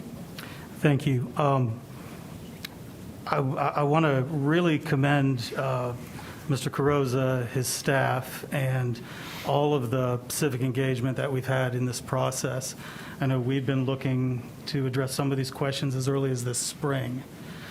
We've had virtual meetings. I know a lot of us have had community meetings. We've had parents that, it's a long way from Victory Church Road, I know, coming out here in person for the meetings, been coming out to meet with people at PTA meetings in neighborhoods. And I know it's exhausting, and there's a lot of work that's in here. And I think a lot of it, we got right. And I think where there were some things that were done with good intent, we've been able to hear back from the community, and where a change is warranted, I think this final draft has addressed those changes, whether it was allowing a calendar option in a certain area, whether it was looking at the transportation patterns in a certain area. There is one last thing, though, that I do want to bring up, and this has been brought to my attention. On the original plan for Mr. Blumberg's reference, he correctly points out we should number these. This is on page 30. This is the proposed change in high school assignment from Panther Creek to Green Hope. Now, this is a move I know we've talked about several times, we've heard from the community about, and it's matched with elementary and middle school changes as well. If you look at the maps, and if any of you know the area, this really does move a neighborhood that's like right across the street from the high school. And unlike other situations, there's not another school right across the street, too. I mean, the other school's much further away. I've talked to members on the street, we've collected feedback, and we understand the intent, like we've heard from some parents here, is that they say we hear from parents that they often want their children to go to school with the friends they've made at elementary and middle school. And so I know that the motivation here is that continuity, to stay with kids that they've been with. But we've gone through and we've actually talked to everybody on the streets in question. And not everyone's responded, but those with families that did express an opinion would all prefer to stay at Panther Creek. Okay. Now, I've been working really hard to bring enrollment down at Panther Creek, which does have a cap. Currently, the school is capped, but we're not exceeding the cap. And I think we do need to continue to look at this move. I know we'll have the new high school in Morrisville coming online soon, and that may impact this. And as we continue to fill Green Level and look at Green Hope and how we balance, I feel that we can keep these families that are across the street in Panther Creek. So I'd like to propose that at this time. Okay. That's a motion to amend the amended motion. Okay. Okay, so we have a motion and a second to amend the amended motion of the enrollment proposal to preserve the current assignment of high school only on page 30 for folks that would be proposed move to Green Hope to stay at Panther Creek. Is there any discussion on Vice Chair Hagerty's proposal, amendment proposal? Okay, hearing none. All in favor, say aye. Aye. Any opposed, nay? Okay, that brings us back to our doubly amended enrollment plan. Are there any further discussion? This is a similar move to what we see in on page 24, with some movement from an existing high school to another existing high school. And that is moving some folks out of Holly Springs High School to Fuquay-Varina High School. Mr. Carrozza, can you talk about your concerns about that area with Holly Springs High School and why you're not recommending that these communities stay at Holly Springs in that move? The crowding in the Holly Springs area is one of our areas that is concerned moving forward. There is a lot of development coming in that way. The density of the student population currently for Holly Springs High School is mostly to the north and northeast. This area is south and southwest. And so as we look at trying to find adjacent base attendance areas, in our most recent assignment plan, we had brought Fuquay, Varina from the south up to the north and west into the Holly Springs area. This would just continue with that move. This, again, provides seats at a school where we have available seats for the coming year, provides relief to an overcrowded school in Holly Springs that is projected to continue to be overcrowded. And with the numbers so high in Holly Springs High School, if we do nothing, are we looking at capping that school potentially? Yes. Okay. And just for reference, they recently did have a cap several years ago. Okay, thank you very much. Okay, is there any further discussion? Ms. Kushner? I have a question specific to that. So earlier with Felton Grove, when it does come on, would it provide any other support to Holly Springs, or is it more going to provide support to other high schools? It is not projected to provide support to Holly Springs. When we opened Willow Springs High School, we had this conversation about the impact of Willow Springs being able to provide relief to Fuquay, which would then provide relief to Holly Springs High School. Felton Grove High School, due to the crowding in the Apex Friendship base and the Apex base due to the high number of overflow students, Felton Grove is scheduled to provide relief to those two schools. Thank you. Thank you. Yep. Ms. Cash? I do need to mention this, and again, Mr. Crows and I have spoken about this. I do have a concern, and I'm not going to make any motions about this, so relax. A concern about the number of bailiwick children that are coming out of bailiwick elementary school. It looks like capacity is trumping the health of a school, and I talked about that, and I am disappointed about losing those neighborhoods out of bailiwick elementary, and I have to say that at the table I've had enough conversation in the community to know that I have to answer for this, and we got to talk about what we'll do for that school. Just wanted to make that comment. Dr. Martin?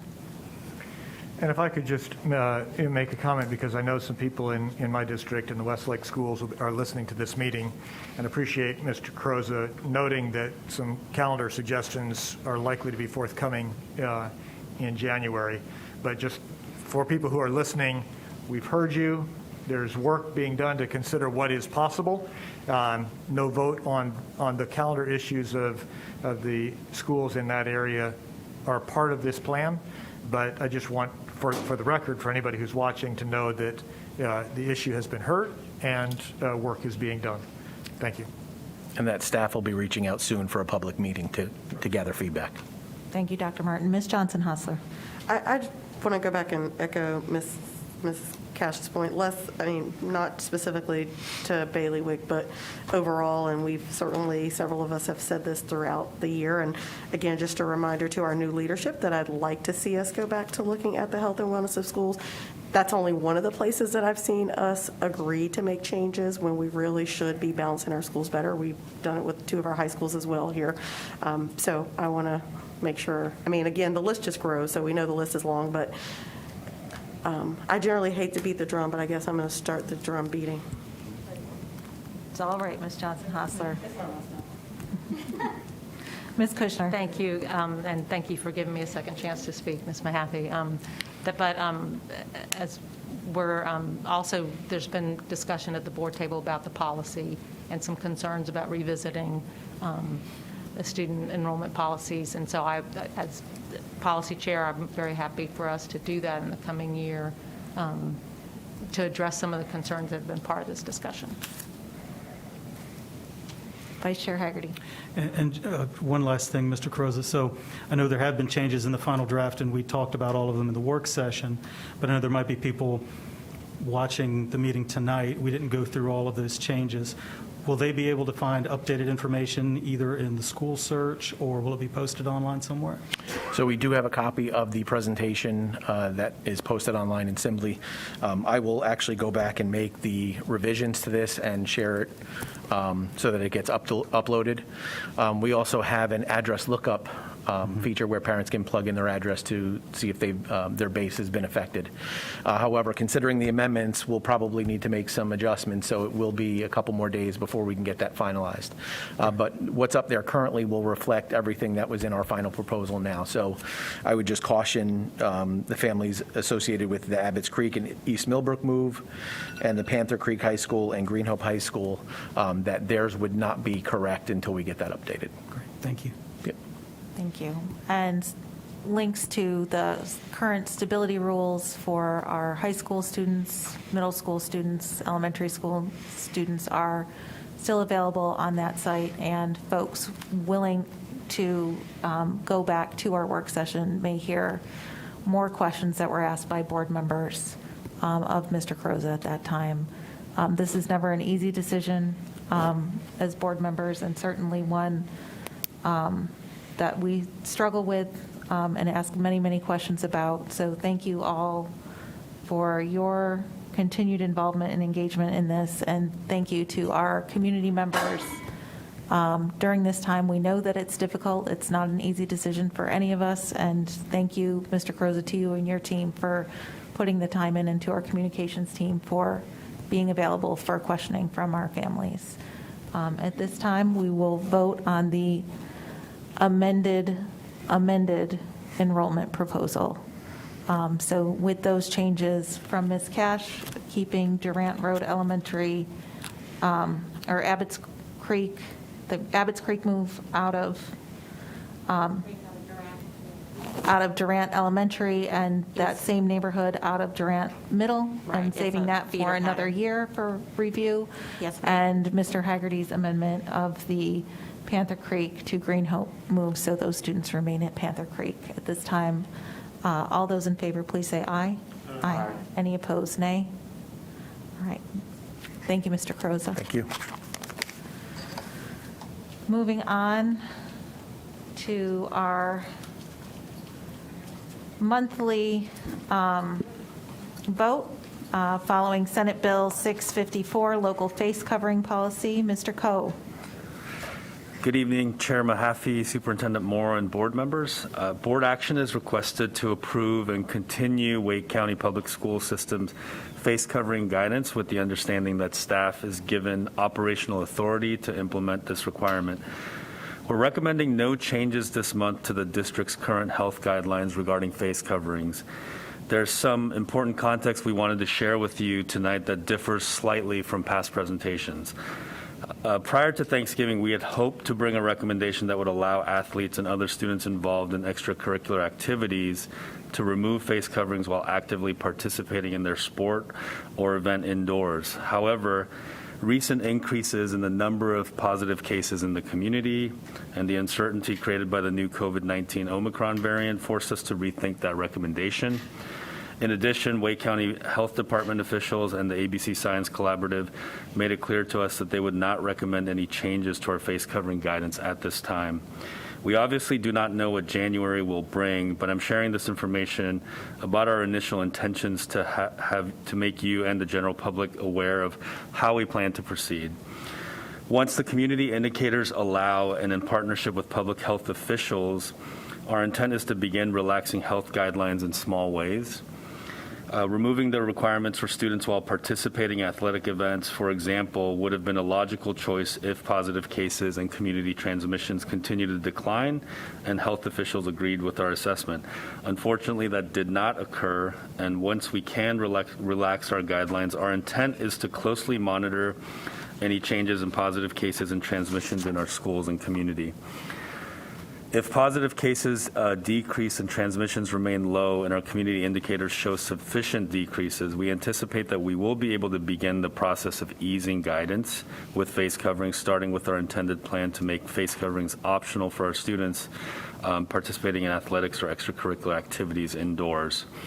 A possible second step, for example, would address removing face coverings during lunch when not eating. At that point, if all continues to go well, the last step would be to remove our face covering requirement indoors and in our classrooms. Again, we are sharing this with you tonight to provide you a sense of how we hope to proceed once the data and the advice from health officials allow. We appreciate that compliance has become increasingly difficult at events outside school hours.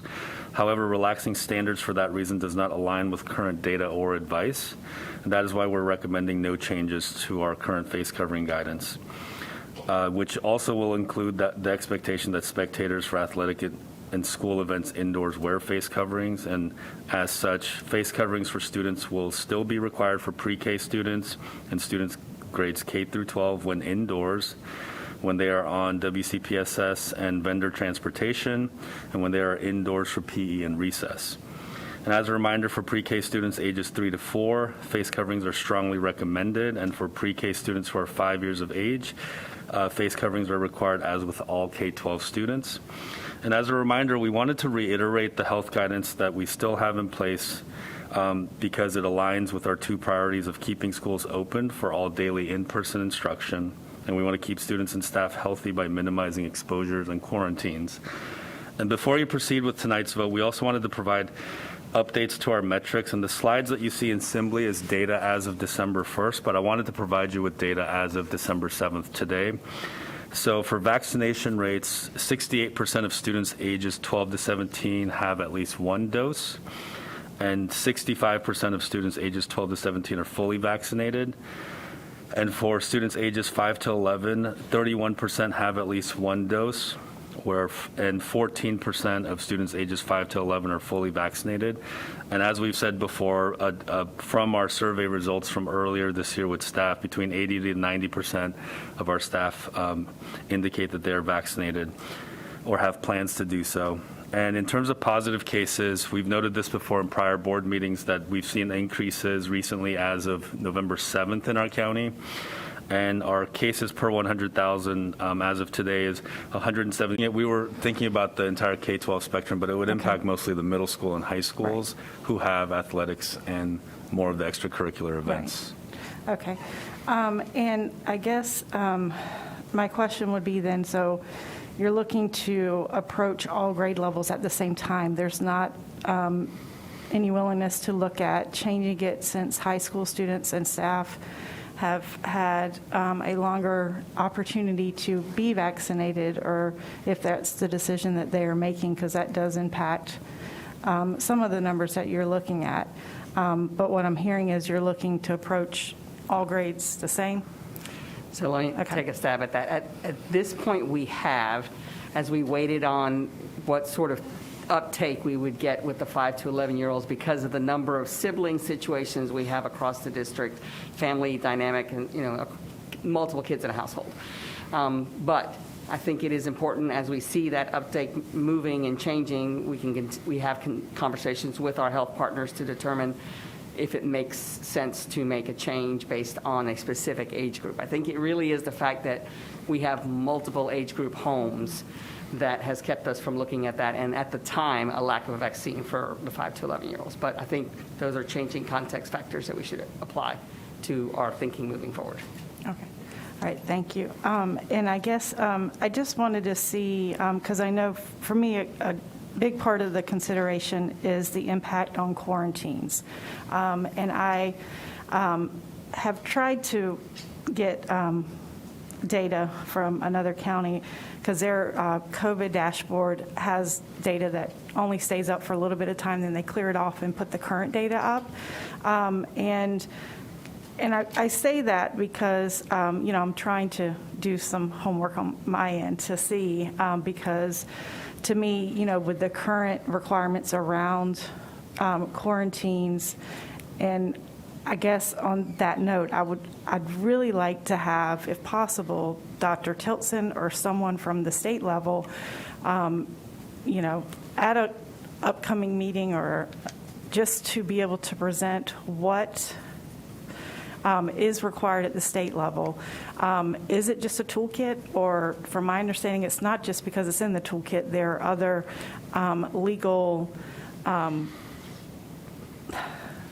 I don't know if it's a code, I forgot what it's called exactly, but Dr. Tilson, I spoke with her, and she shared that there's other legal information, and it's why they defer to the CDC, and there's a couple of different ways to deviate from that.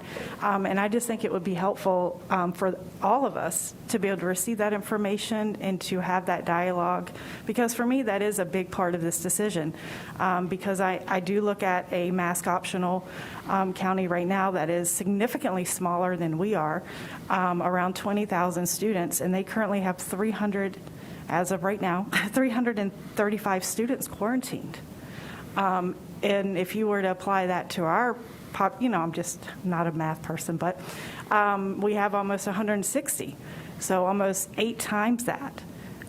We don't have currently those quarantine numbers. And I would just I'm trying to get more of the history of those numbers because I don't have that online, but that is what is a part of it that is concerning for me.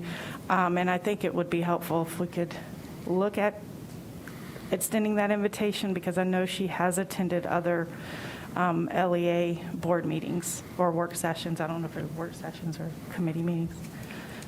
We can certainly look at some sort of an option for the work session, whether it's Tilson or maybe also Mishanga, both together, because they have to work in partnership with regards to what's in the quarantine guidelines. So. Thank you. Ms. Cash? So I have 2 questions, but, and I'm going to ask one Superintendent Moore. I think you know what my question is going to be. So if the rate is going up, I mean, we've been talking about these COVID tracers for our high schools, and if we don't have the money, I think we need to figure out a way to at least let our high schools have these, or if a PTA can figure out a way to get a corporation. But I just think if we go through the holidays and continue to sit on this COVID tracing position in our high schools, we're going to have a few, it's a lecture I'm giving right now, assistant administrators that will probably not come back after the first of the year, and I hate to have absenteeism. Yeah, Ms. Cash, thank you for that question. I think as you say that, I think there's, I don't know if it's like divine intervention, but we actually got the official contract from the state to fully fund these positions as of today, and so we're working on getting the contract routed appropriately so we can get those positions hired as soon as possible. We have pushed the job description out to schools. We can create the positions fairly quickly. So we've started the ball rolling with giving the information to schools so that they can get ready, but we did need to get that contract in, as he said, today. So. Okay, that's good news, because I know there's some people that have applicants waiting to start, and I don't want to lose the applicants to another company. Now, one other question, thank you for that. I'll be sitting on pins and needles.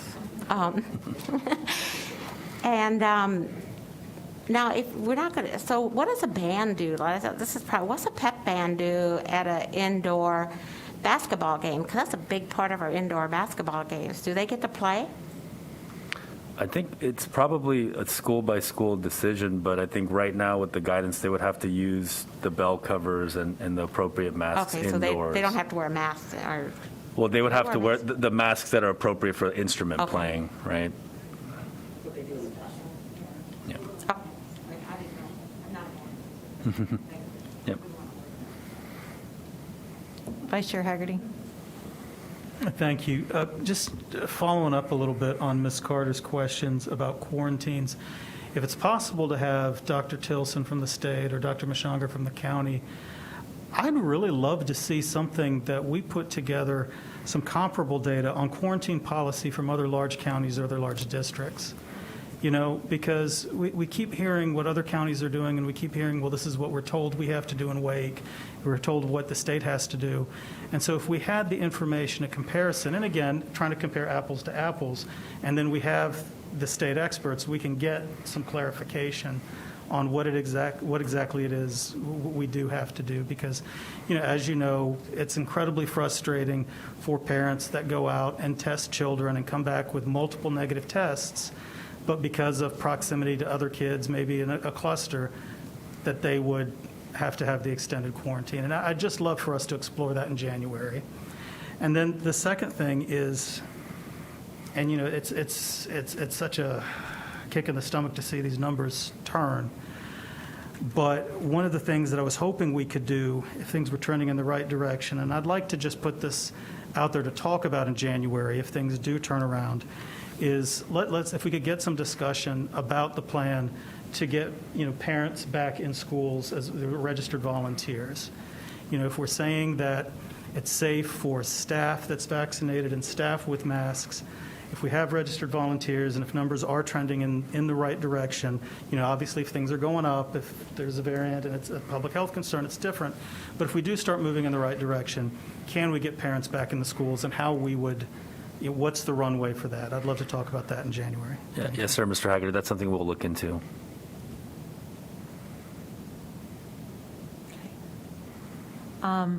Mr. Coe, I have been getting some questions from parents and from coaches regarding the indoor athletics piece. One even went to say when they went out of county, they, their team wore their masks, but everyone else was unmasked. And they feel that there's a difference in the competitive edge that it gives them as a team. Is there discussion with your team and health partners in the county and the state about athletics and athletes who are vaccinated to participate without a mask? Yeah. Let me just say that in our conversations with our health partners, whether it's ABC Science Collaborative or the local health department, a lot of the districts who have programs where they have a specific testing program for athletes, where if you're vaccinated and you're asymptomatic, you don't have to test, use that as a standard, then that's a standard that our health partners feel helps insulate you some if you have it. So we've not gone there because we've just started with the voluntary testing program. But that is a discussion that this board could have, whether or not we wanted to add a layer to athletics that required testing. And I believe if that layer were there, that our health partners would say that that's an additional layer that allows us to make a decision to take masks off. We're happy to bring that discussion to the board and include that with the folks that are our partners that will talk about it. We've been reticent to look at mandatory testing as a part of participation in athletics or anything else, but it may be it's like a choice in terms of is it worth taking the masks off and implementing testing versus leaving the masks on and not requiring testing. Are you saying all the counties that we go play, don't they have the testing in place? Not necessarily, but quite a few do. Does the state do they tell people what to do? We're all in the same state. No. They make the choice as part of their layering processes, as part of their protections. They make choices about where their priorities are and what they're willing to do or not do. Thank you. All right. We have in front of us the vote to follow the face covering guidance and continue with the current guidance with no changes as discussed. And so let us now vote on this. All in favor? Any opposed? All right, that motion passes. We move on to, thank you, Mr. Coe, to Human Resources with Dr. Matillo and Dr. Holland, discussing specific 2021-2022 salary schedules. Good evening, Chair Mahaffey, Vice Chair Haggerty, members of the board, Superintendent Moore. First, what this is not, these are not the schedules that are associated with what you approved this evening. Wanted to take a quick moment just to sort of remind both the board and the public who's listening how we generally handle salary schedules. So once you approve compensation recommendations It's generally our practice to follow with the next board meeting to then present those scales, or at least have them in consent items for you to approve that are associated with the compensation recommendations that you approve. So tonight, all these scales are the recommendations that you approved back in November. They were the 1% increase to the certified staff schedules that was already in the board's budget from the beginning, as well as the 13 an hour minimum rate for employees. Additionally, this does include that the substitute increases that you approved in November for moving the non-certified from 80 to the 104, and then the non-certified from 80 to 104, and then the certified up to 130. So those are the scales I have for you today, with the understanding that in January we will bring back the scales that are associated with what you've approved this evening. And we do hope to make those scales available in draft form to our employees, which is a little bit outside of our normal practice, but we know our employees are anxious to see where they'll be reflected in the new scales. So with that, asking for your consideration of approval this evening. Thank you, Dr. Matillo. Is there a motion to accept these salary schedules, knowing that there will be more presented to us at a later date reflecting the changes that we voted on today? Motion to accept. Okay. Motion from Dr. Martin, second from Ms. Cash. Any discussion? Ms. Kushner? Thank you, Chair Mahaffey. And so I think you've just underscored, Dr. Matillo, the importance of the communication plan that to clearly talk with our employees about each step that we've done tonight. So I know that's in place, but just needed to reiterate that. Thank you.